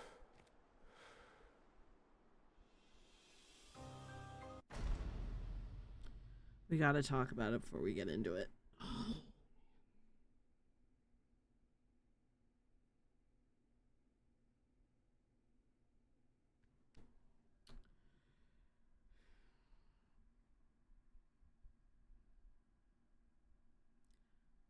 Not a single thing that anybody has said in this conversation is wrong. And that is what makes this such a difficult conflict. That's what makes this such an incredible conflict. Because there is reason and logic and sense behind what everyone is saying here. Grief does blind us. It has blinded both Mael and Renoir here. Blinded them to such an extent that neither of them can see what the other one truly wants. They are so focused on what they need that they cannot fathom that what the other person needs may be something completely different. And is something completely different. They're not communicating. I will also add the way that Renoir addresses Mael this entire time, referring to her as child, which is both a term of endearment, and it also tells us so much about how Renoir feels about Mael in this situation. He is not addressing an equal. He truly feels he is addressing a child, a subordinate to himself.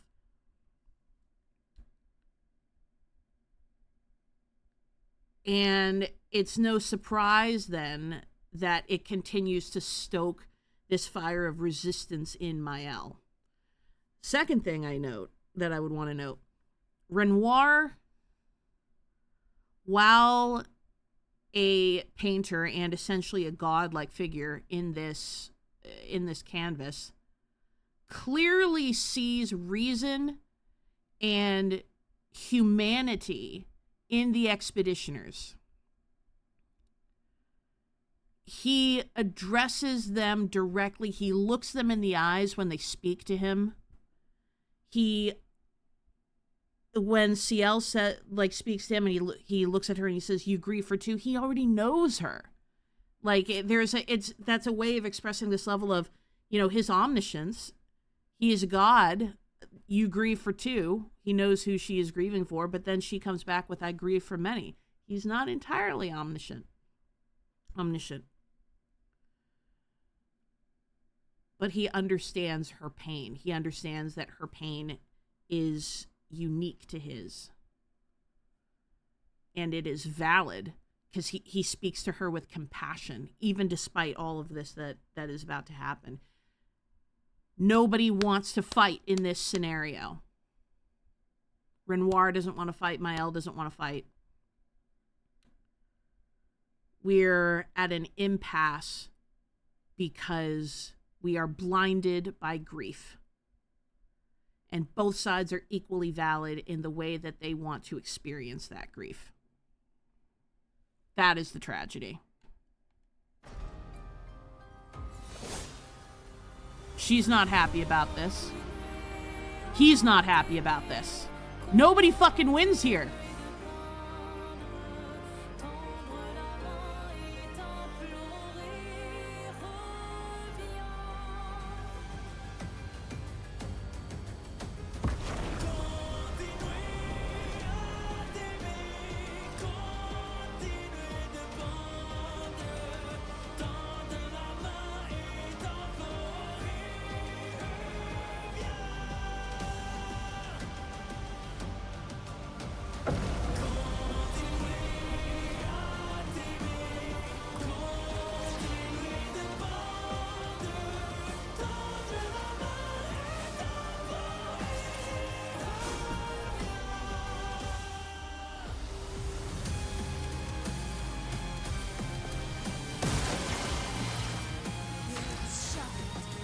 Alright, we're gonna be doing a lot of pew-pews here. Or very basic attacks. Because we don't wanna... We don't want a one-shot Renoir. How does Renoir know CL agrees for 2? Because he's a god?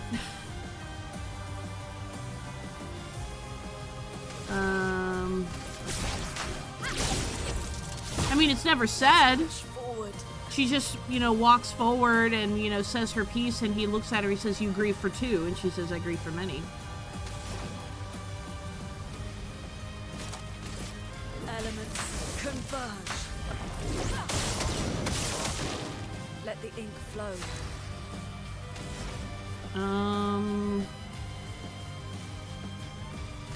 Let's do this. Let's see if we can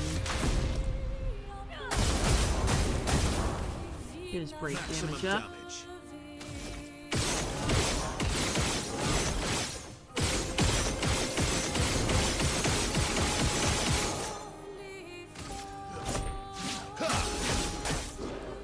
Let's have some fun.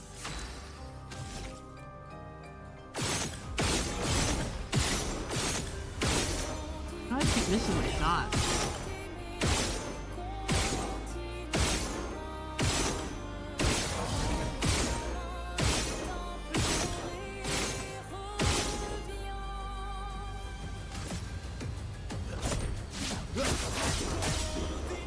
Not looking good.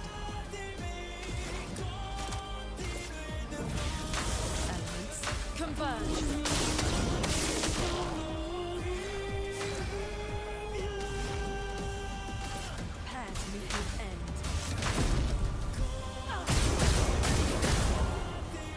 That is good damage.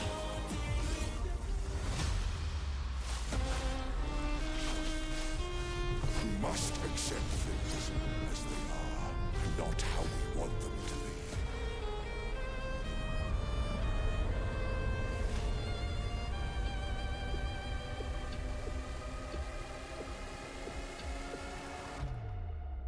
Also possible, Toon.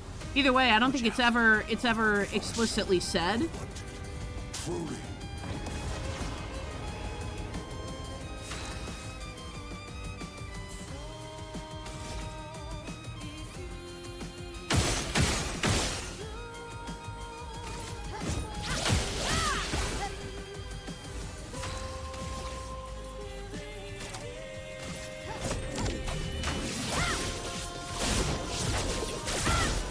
Maybe enough to stun. You're outmatched.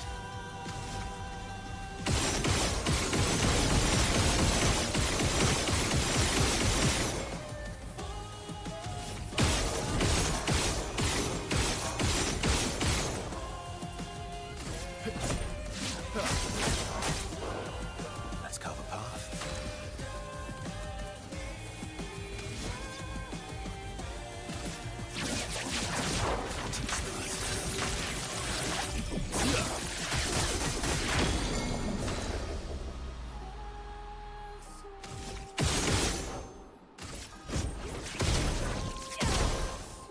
Let's push forward.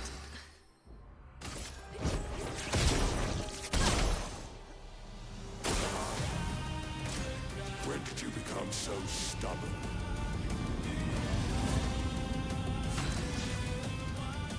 Yeah, definitely down to talk more about it, Toon. That's just my interpretation of it. It's very possible I'm wrong. That was just what I took away from it.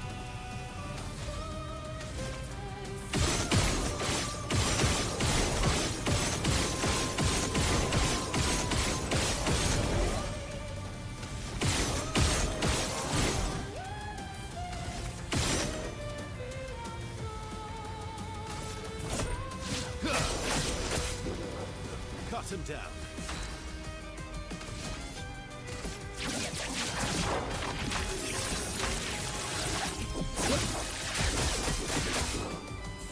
Let's dance.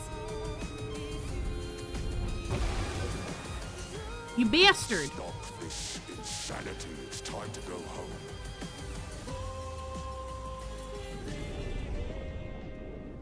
I do love a challenge, but this is beginning to irk me. Fuck. He keeps regenerating. Maybe we focus on the axons first.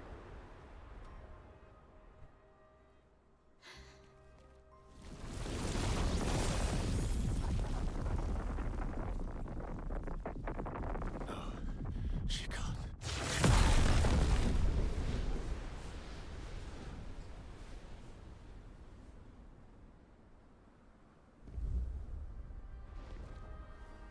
Uh-oh, Mother's back. Mama.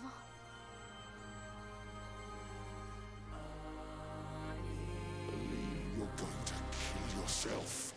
It's too soon for you to return to any canvas.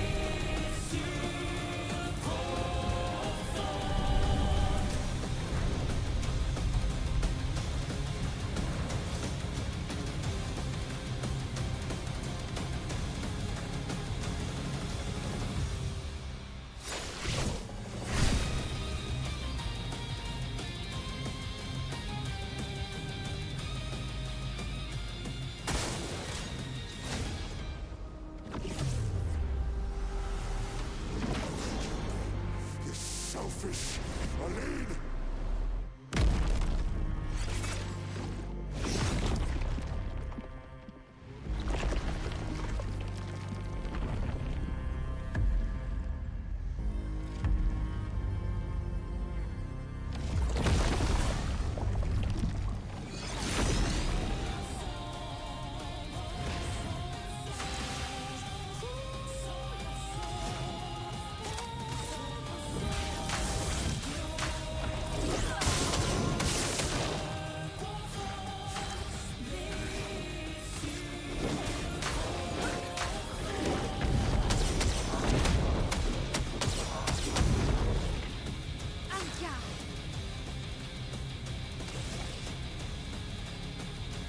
Is he burning? No.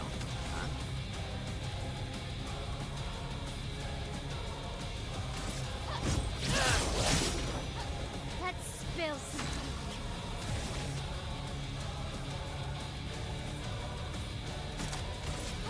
Bliss and precision.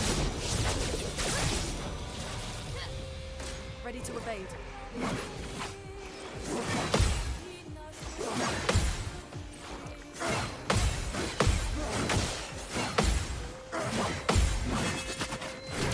Ah! Oh! Ah! I was like, ah! Red alert! I don't remember! That hurts. Ah, jeez.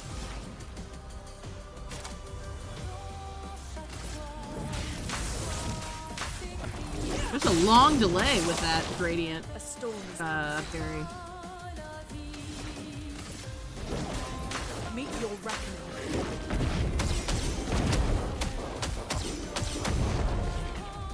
My turn.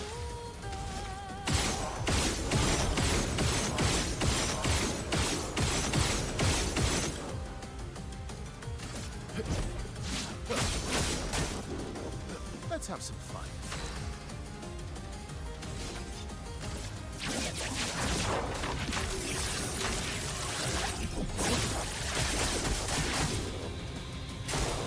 On me.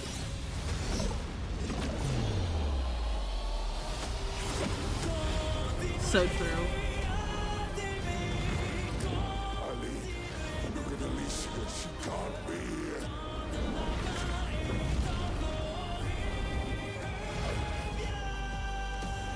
Aline is supposed to be you and me. Not you against me. anything else. So savage. Why am I the only one who sees this?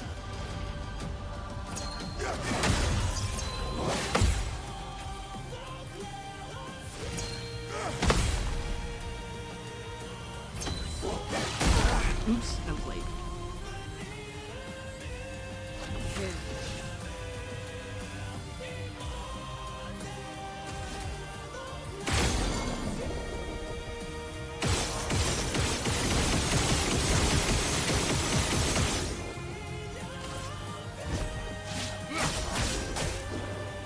I'll manage.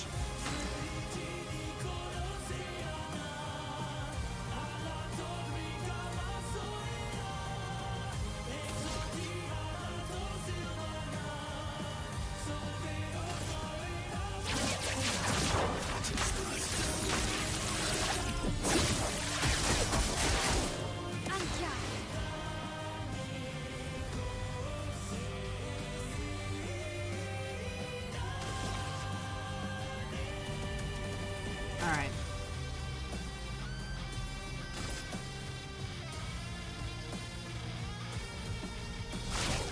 Last chance.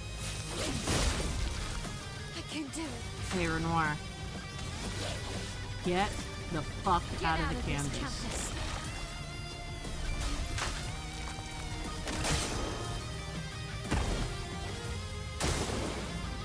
Let us stain.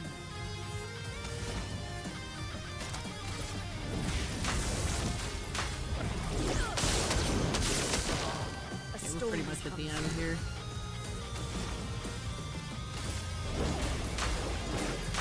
Meet your reckoning.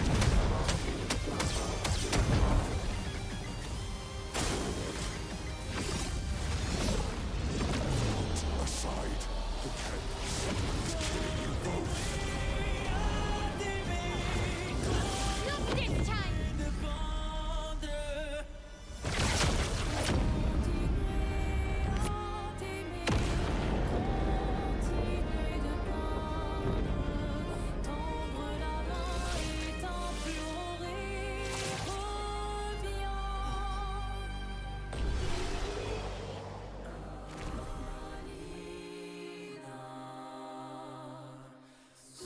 Whew.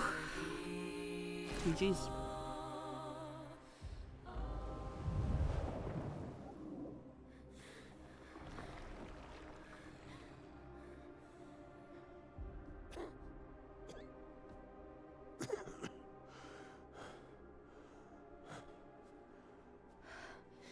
Ironic. Your mother was the one who saved me when I lost myself in a canvas.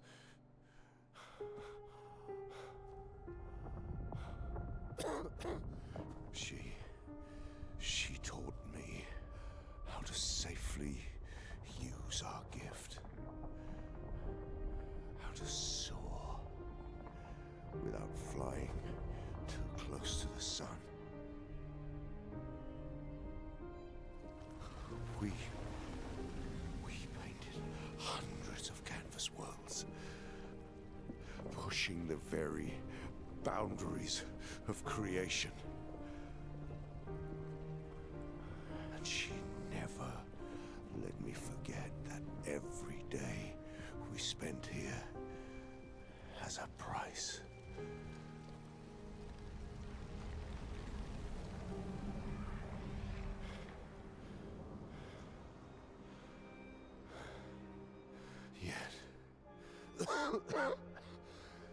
Yet,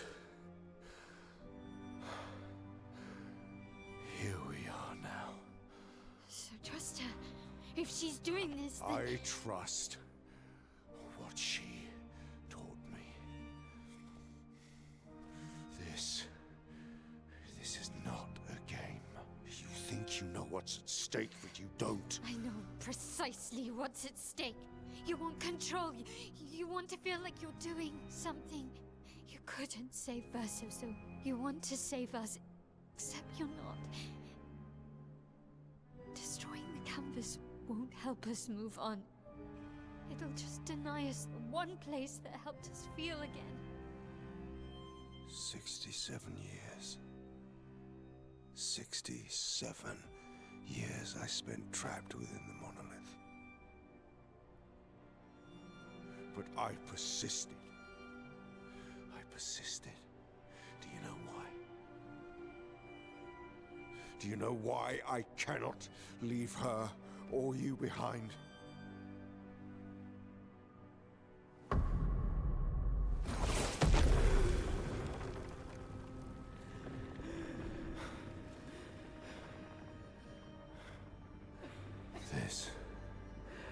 This is what I see every day. I cannot spend another day with living corpses. Since the fire, our family has crumbled. Aline in the canvas. Clair fighting a solitary war. You, a living ghost. Verso's death broke us. Wanted to be fixed. I need it to be fixed. I cannot lose you too. Don't you see? That's how I feel about them. I can't lose them either.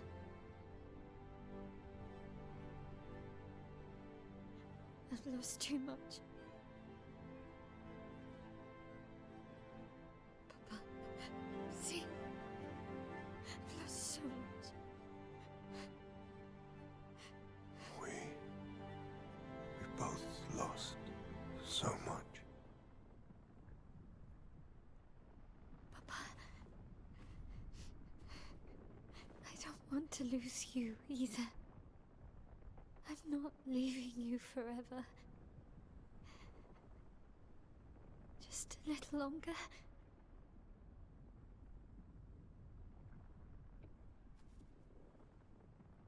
I want to trust you, but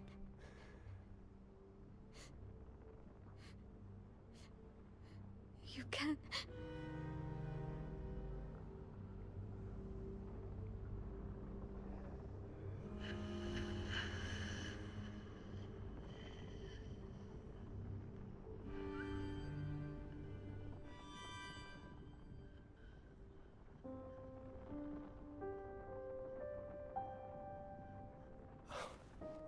keep the light on for you.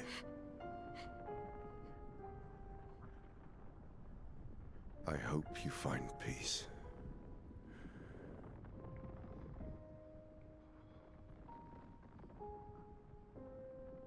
Hold on to each other.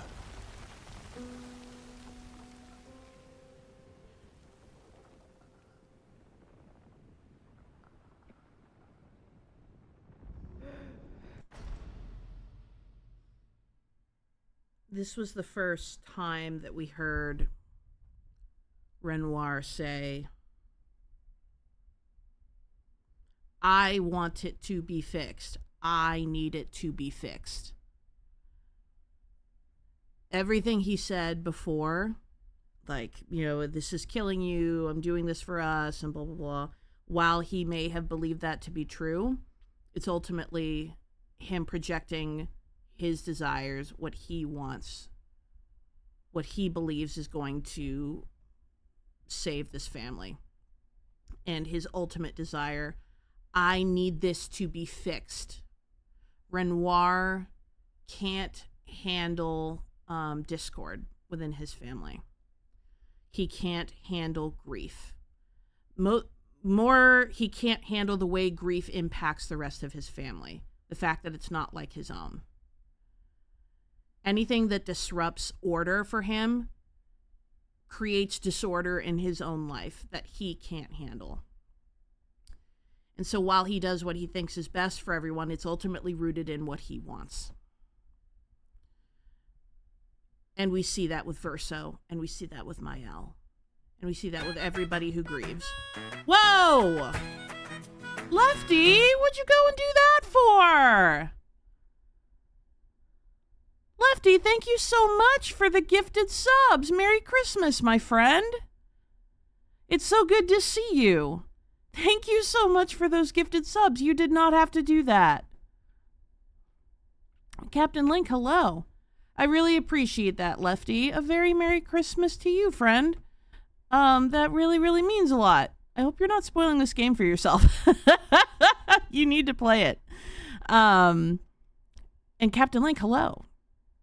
Lefty, are you in town for Christmas with Slay, or are you is she coming to you, or what are your plans? And friends, if you received a gift sub from Lefty, make sure you send him some love. We love Mr. Lefty in this house. He is the bee's knees. He is the cat's pajamas. He is a fantastic human. We are coming up on the end here of Clair Obscur Expedition 33. It has been a journey. Flying up tomorrow and seeing through Sunday. Nice! Well, have a safe flight. And very Merry Christmas. I really appreciate you. You are awesome. I sincerely appreciate you, friend. Thank you so much. And tell Slay I said Merry Christmas as well, in case I don't talk to her. I'll text her, but just in case, make sure she knows I said Merry Christmas. And also that I hope she gets back to the North Pole safely. She'll know. She'll know, and she'll hate me for it. But yeah, everybody in this conflict is grieving and is serving their own grief in the way that they feel it needs to be served. I've said this before and I'll say it again. There is no wrong way to grieve. Everybody grieves differently, and grief is not linear. I'm going to remain as impartial as I can to the logic between both parties here, because there is truth in both of their arguments, despite where those feelings source from. And I want you, from watching this, to be able to come to your own conclusions about what this conflict is really about.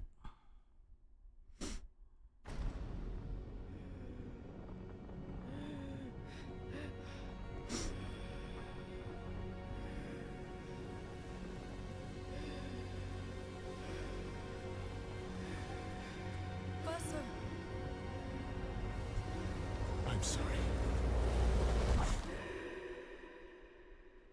Sleep tasty, Lefty. Thanks so much for hanging, friend.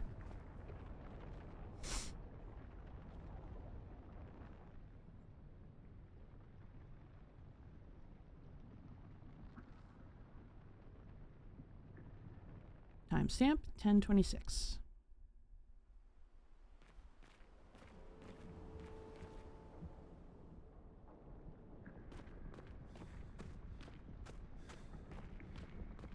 This is cool.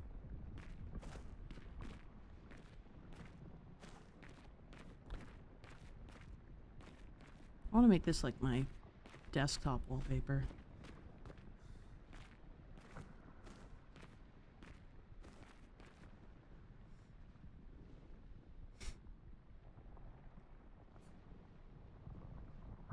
It's time to stop painting.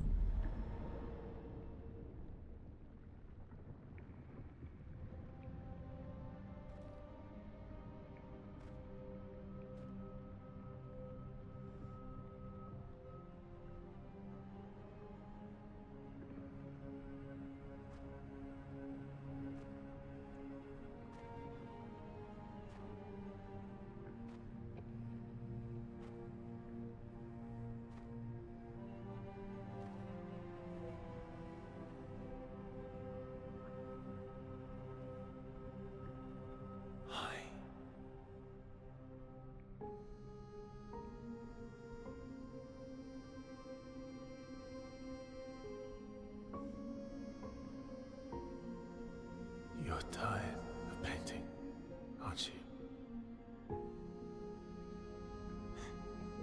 I'm tired too.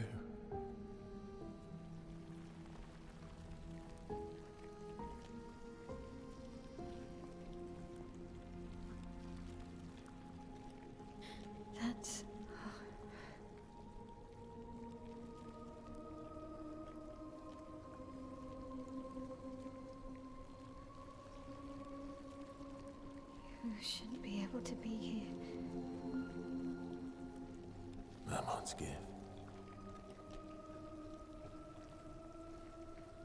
Why did you run in? It's dangerous for you here. See things as they are, not how you want them to be. What? You lied to your father. No. You saw it too. But he wanted to believe. You're going to die here. Why don't you just leave? You can always come back. The moment I leave, Papa will erase this canvas. This is not worth your life. What life? My life of loneliness in a shell of a body, with no voice and no future. You're my El. No matter where you are, you don't need this canvas. But everything I want is here. Here I have a chance to live, Verso to live. Out there I merely exist. Life keeps forcing cruel choices. Stop quoting Papa!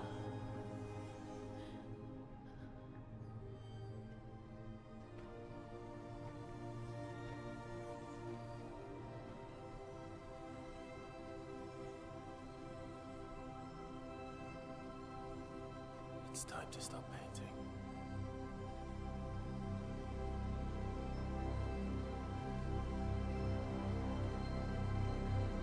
Verso!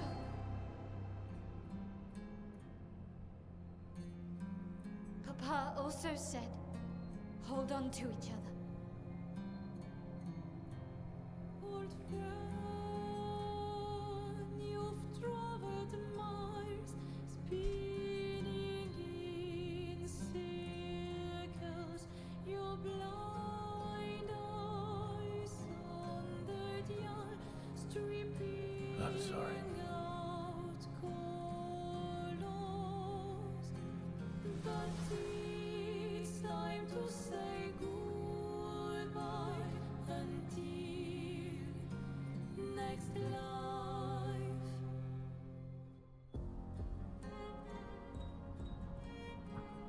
Decide the fate of the canvas. Okay. I have an opinion on this. And an interpretation on this. Everybody I know knows that I have an opinion and an interpretation on this. I am not going to share that in this playthrough. I want to keep this playthrough as unbiased as possible. And as such, we will be choosing both of these options. One after the other. And I will analyze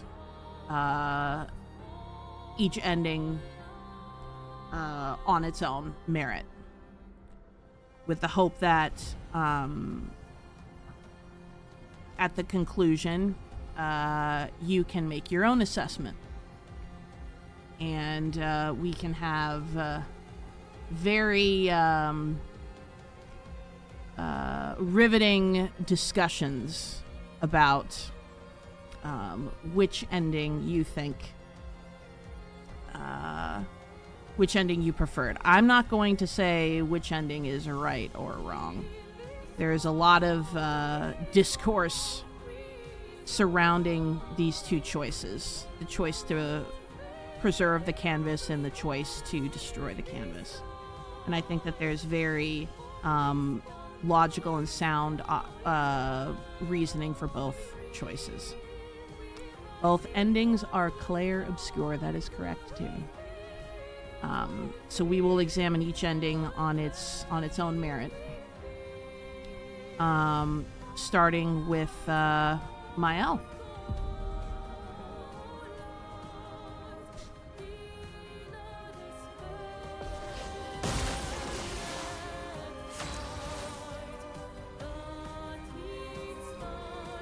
I have a lot of turns.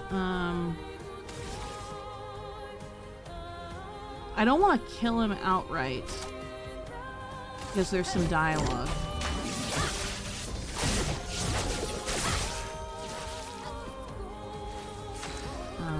need to heal. Just in case. Oops. Items. Heal. Although I did have a shield, I guess it's not the end of the world. He's not hurting. I don't know why I did that. Verso, stop! You can't just decide this for everyone! We're all hypocrites, doing the same thing to each other.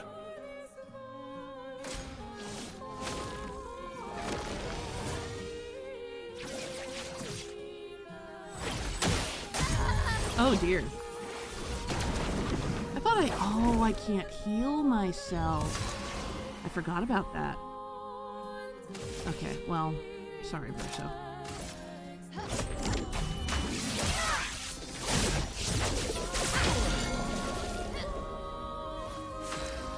Oh, well, I'm healed now. Okay, so I'm less worried.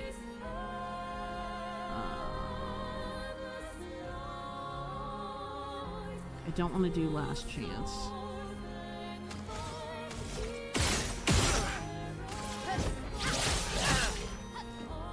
Stunned. Let's do Virtuoso Strike.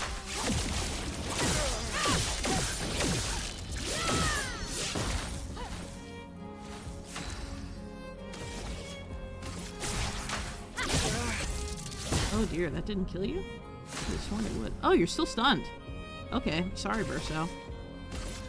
Bye.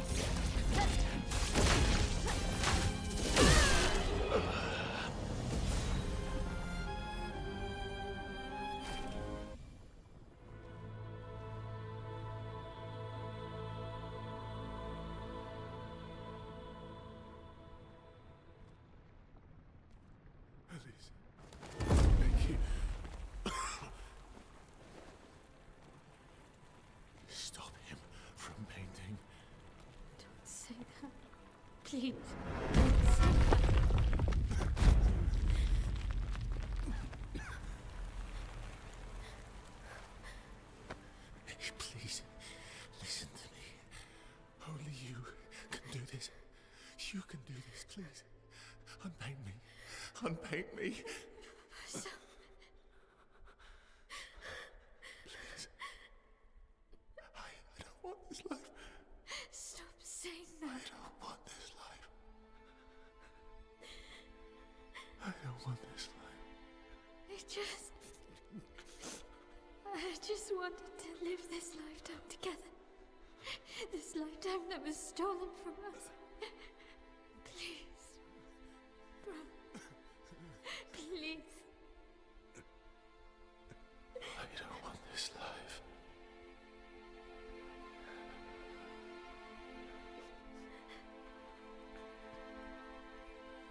Help me. Help me.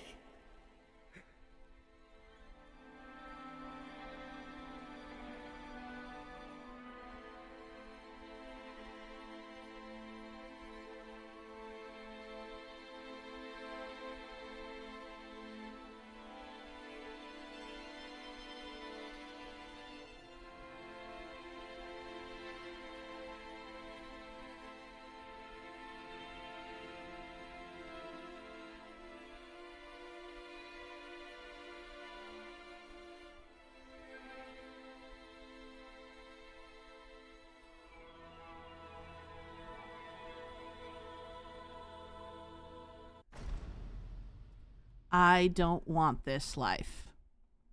Unpaint me. I don't want this life. I just wanted us to have this lifetime together. Me, me, me, me. I had a friend. I have a friend who disagrees with me. She knows who she is. I love you. When I say that grief is inherently selfish, and I don't mean that in a negative way. I don't think that that's wrong. I don't think that that's a terrible thing. I think that that's by design. Grief is selfish. Grief is the suffering from absence, the absence of someone, and how that person or thing made you feel. Verso's truth comes out, Mael's truth comes out. Everything they did was for themselves. And everything they did had consequences for the people around them. How you choose to see that and the repercussions of each of their choices in selfishness, in the root of their desires, that's up to you. I'm just here to say that that moment, and it's always in the moment of death, or when you are in your most vulnerable state, when the truth comes out. Verso doesn't want this life. Mael does. Clair Obscur. Let's keep going. If you could grow old, would you find a reason to smile?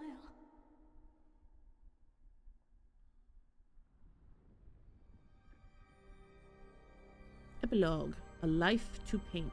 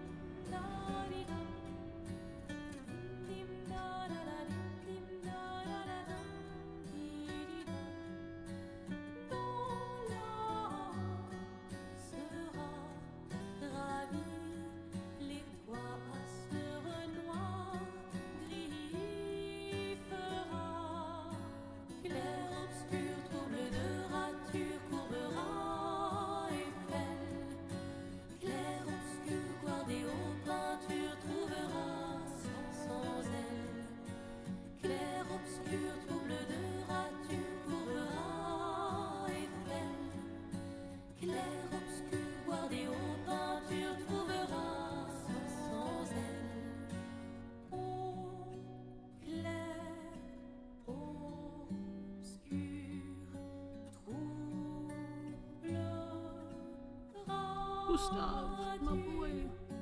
Clair, obscur, guardé aux peintures.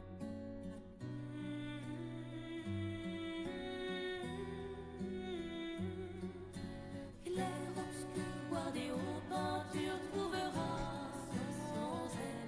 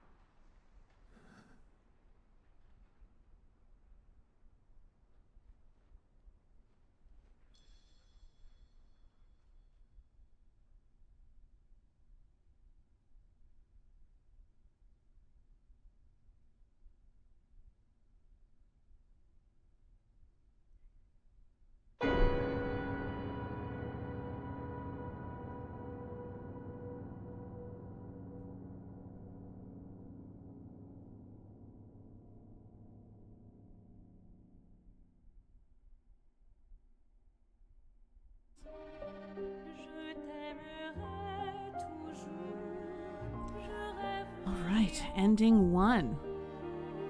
No, not the only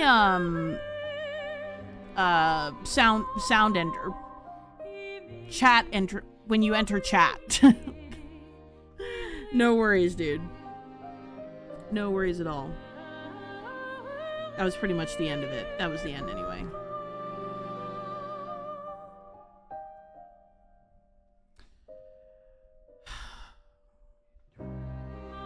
I would have, dude, don't worry about it. Not a big deal. All right, and there we have ending 1 of Clair Obscur Expedition 33, A Life to Paint.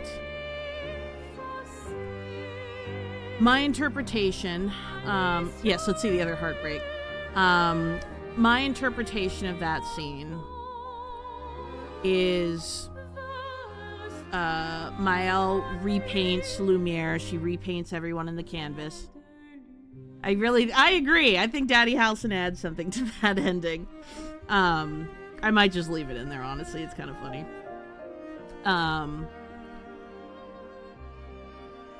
Maëlle repaints Lumiere. She repaints the inhabitants of the canvas. She repaints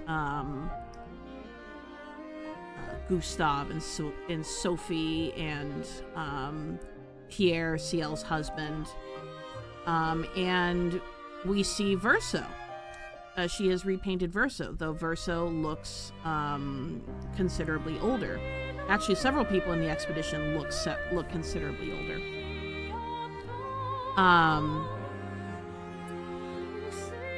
But we also can see that it is taking a toll on Maëlle being in the canvas. Now, how you interpret this, again, I'm leaving this up to you. I am remaining unbiased in the official playthrough that I'm putting out. If you want to know my opinion, you can guess it.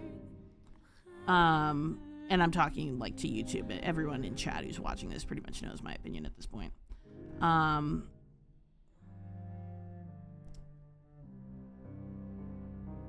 There are positives here to what we saw with Maëlle's ending, but also some very difficult truths. The question of Maëlle's personal well-being, knowing that she is slowly,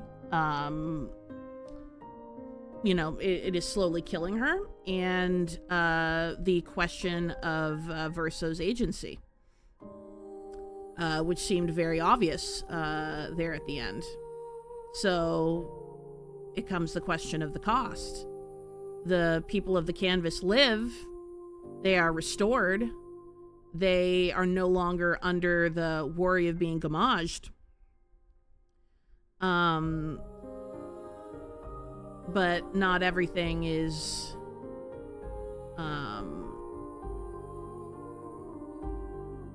not everything is rose petals, pun intended. Does she repaint them, or did she have the sliver of Verso repaint them? That's a good question, and I'm not really sure. My assumption was that she repainted them because she says in the conversation, like right before they head into the final battle, she says, there's Renoir, with all the chroma in the canvas. So defeating him was how they were going to regain all of the chroma that they would use to repaint everybody. So I think she repainted them with the existing chroma, and the sliver of Verso's soul is just what's keeping like the overall canvas alive. And Maëlle is the one keeping the people alive, if that makes sense. Because Verso is the one that created the canvas. Maëlle is the one that's keeping the people alive. And before that, it was Aline was the one keeping the people alive. All right, let's skip this. Let's load back in.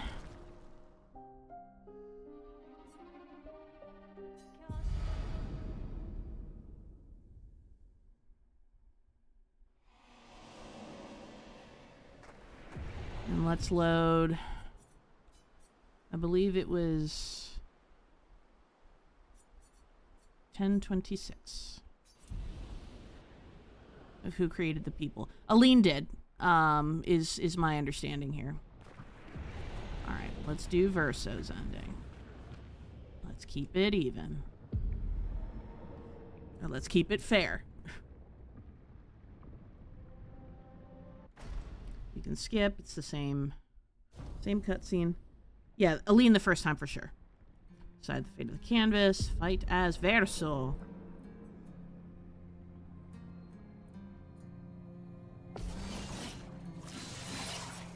Okay, too healthy. This is actually going to be way harder, I think, for me with Verso.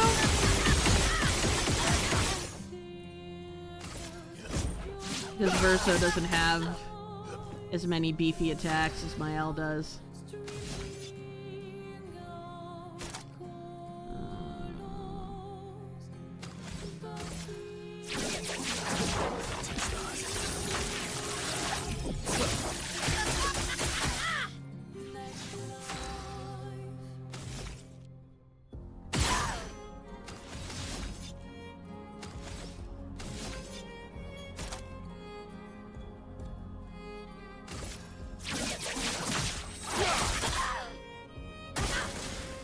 Verso, stop! You can't just decide this for everyone! We're all hypocrites, doing the same thing to each other.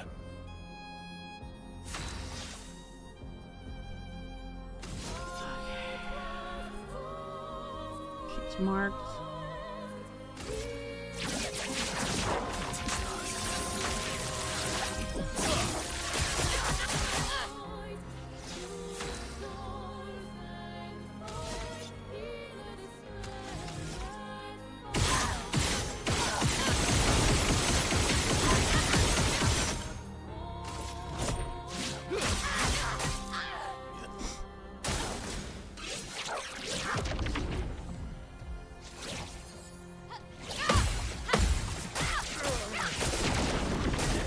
Ooh.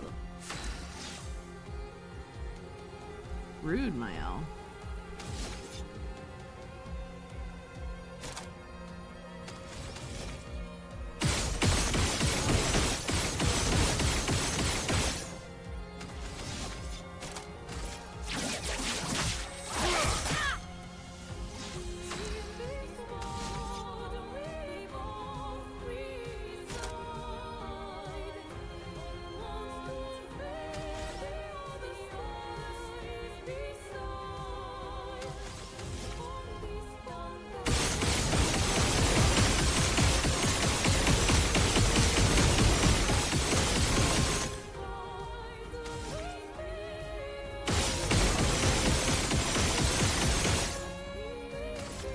That is so insane. What about Lune and Ciel and Monoko? What about Esquies? Ciel was right. Grief blinds us. All you see are walls.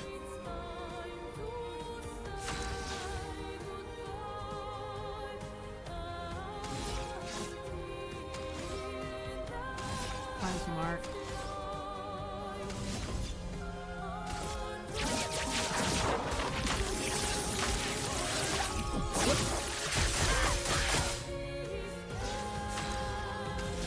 This is actually a better fight.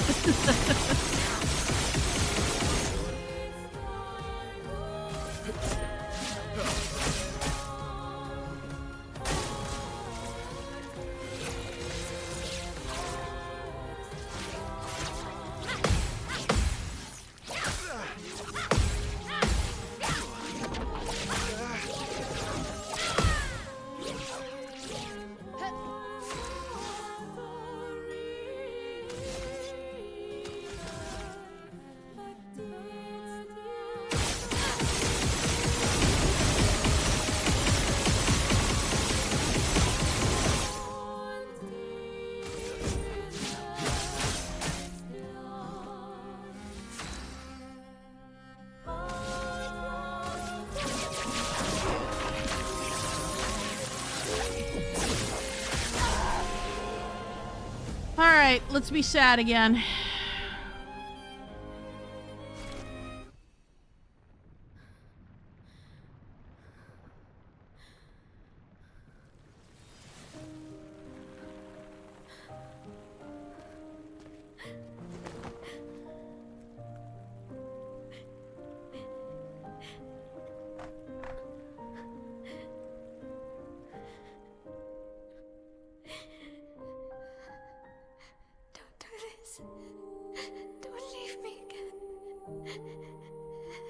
It's gonna be okay.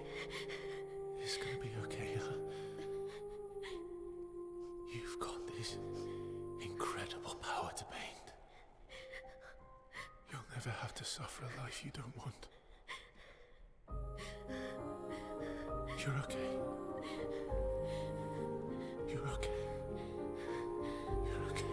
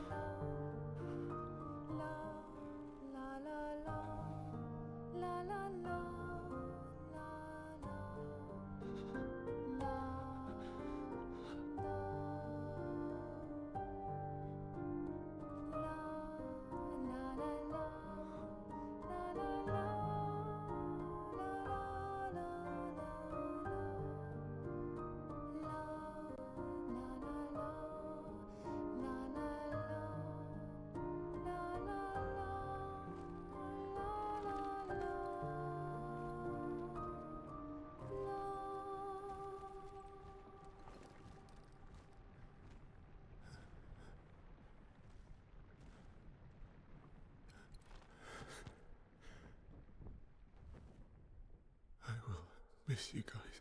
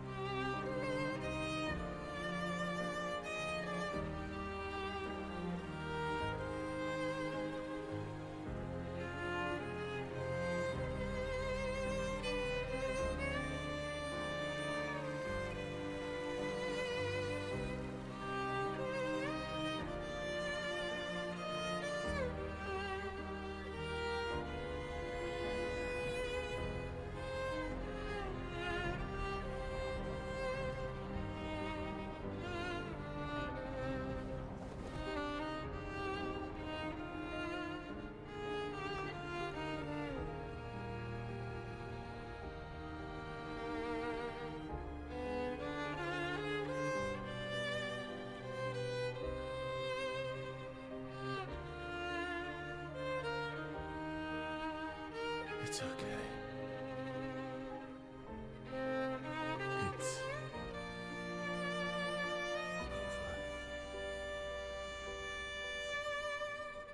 over. Versa.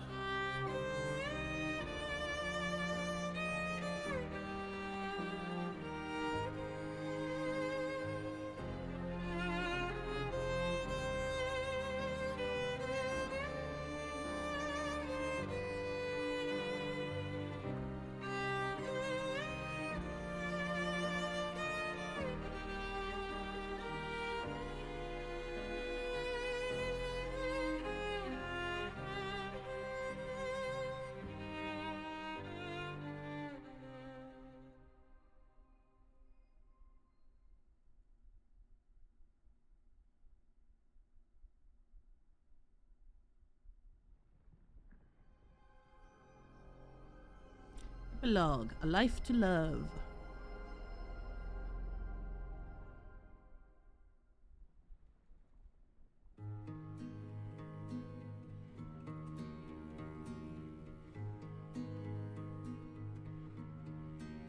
Miroir du temps, nos histoires s'alignent dans le creux de nos mains. Deux mondes se dessinent, l'un peint de rêve où le chagrin s'efface, l'autre notre deuil prend place.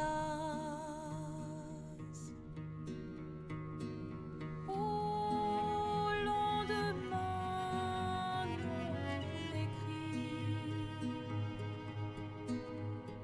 sous les étoiles où tout commence, rien ne finit.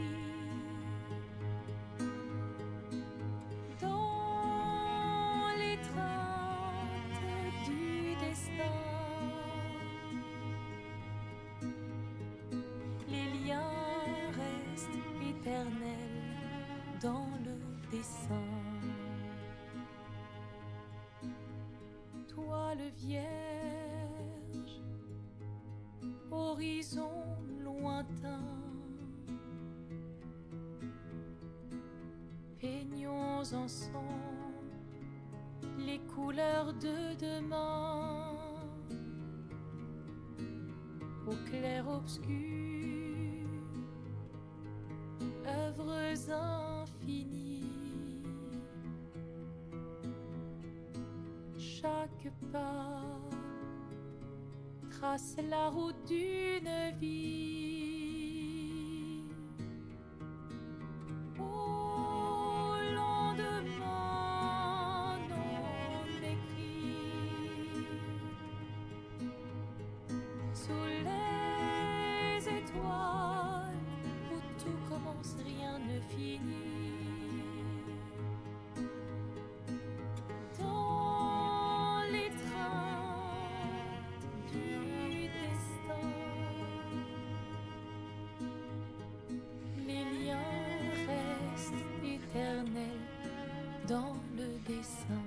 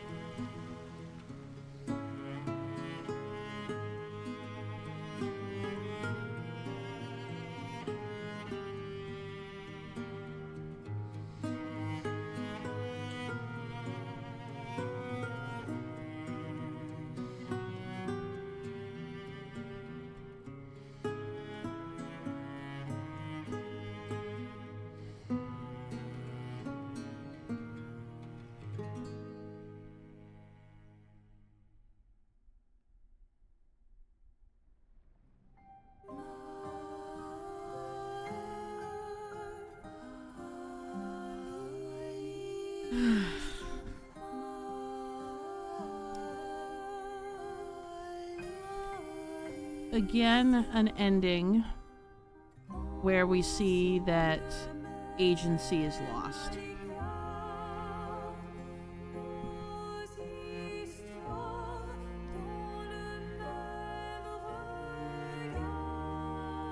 The canvas is destroyed.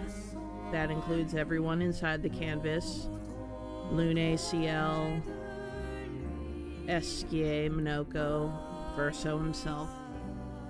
All of the people of Lumiere, all the Gestrals, Grandis, Nevrons, everyone.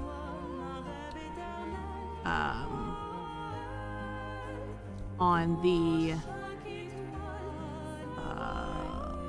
hope that this will allow the Desandra family to heal.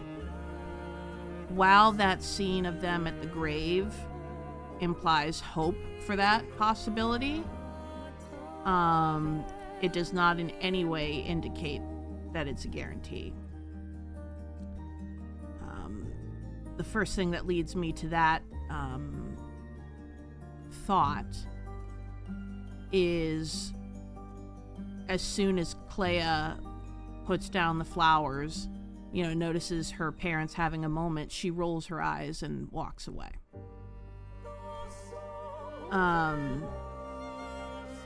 Clair still has her own objectives in mind, and I think what that scene is trying to do is show us that all of the Desandra family still have their own objectives and still have their own way that they wish to grieve, and it is going to remain a conflict for them.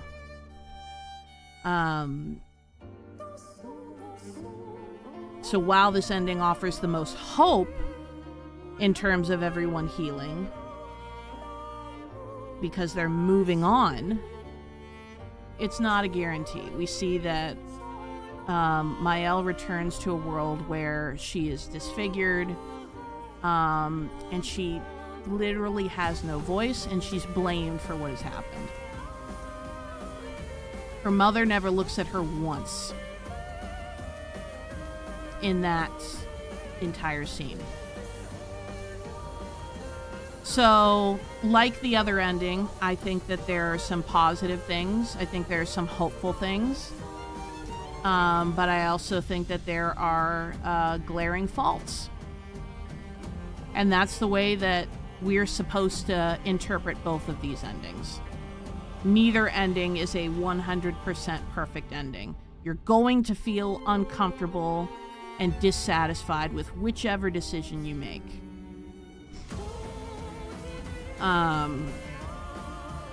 Because you have to accept the consequences of your choice. There are consequences regardless of which choice you make.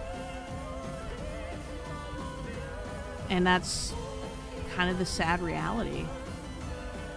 I think that's what we're supposed to take away from this game.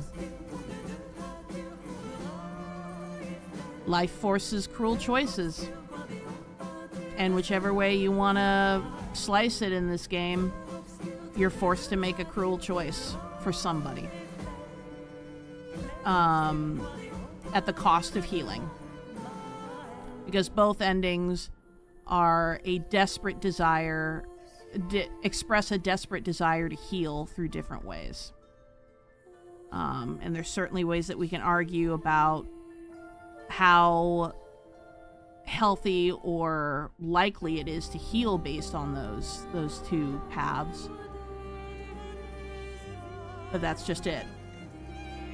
That's what the conversation is going to be about. How do you grieve? Is there a right way to grieve? Is there a wrong way to grieve? How do you move on? How do you heal? And what are the consequences of those choices?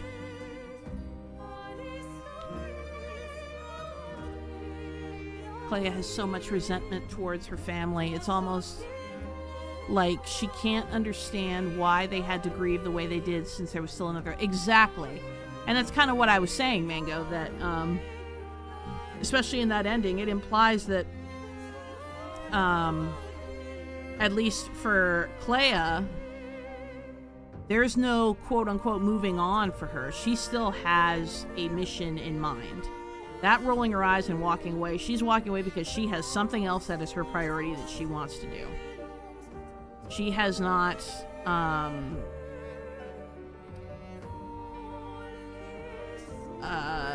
changed, really. Her objective has not changed.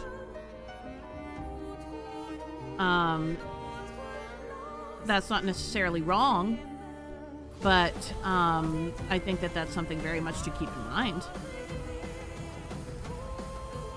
You know, and such is grief, you know? So I'll be curious in the comments, if you're watching this after the fact,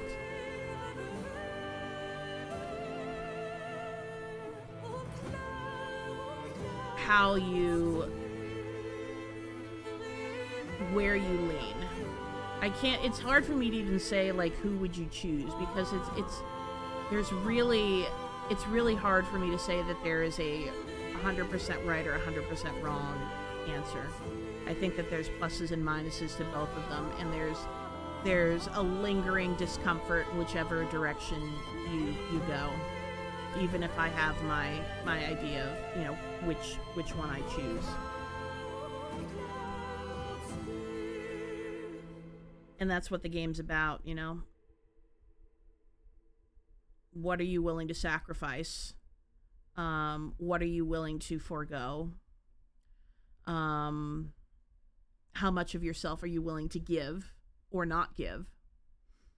And what does healing mean to you? And I think healing is different for everyone, and healing was different for everyone in the Dysandra family. And that was the source of this conflict. This game is a love letter to grief. That is how I have described it before, and I think that's how I will always describe it.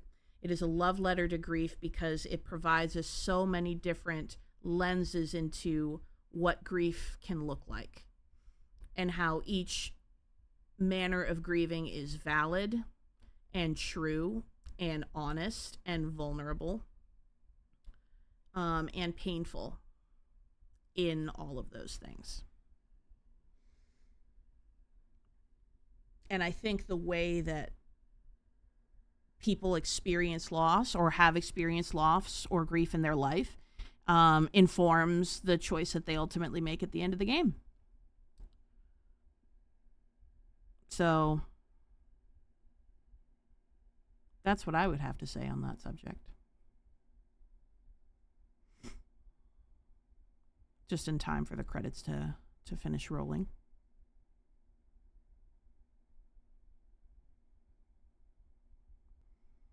And on that, thank you so much for watching this literary analysis on Clair Obscur Expedition 33. I hope that you enjoyed it as much as I enjoyed making it. I look forward to the conversation.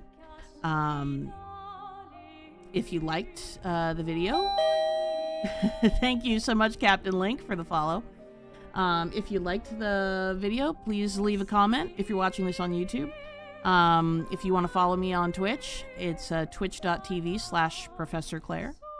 Join us for the conversation. We analyze and talk about lots of different games over on my channel.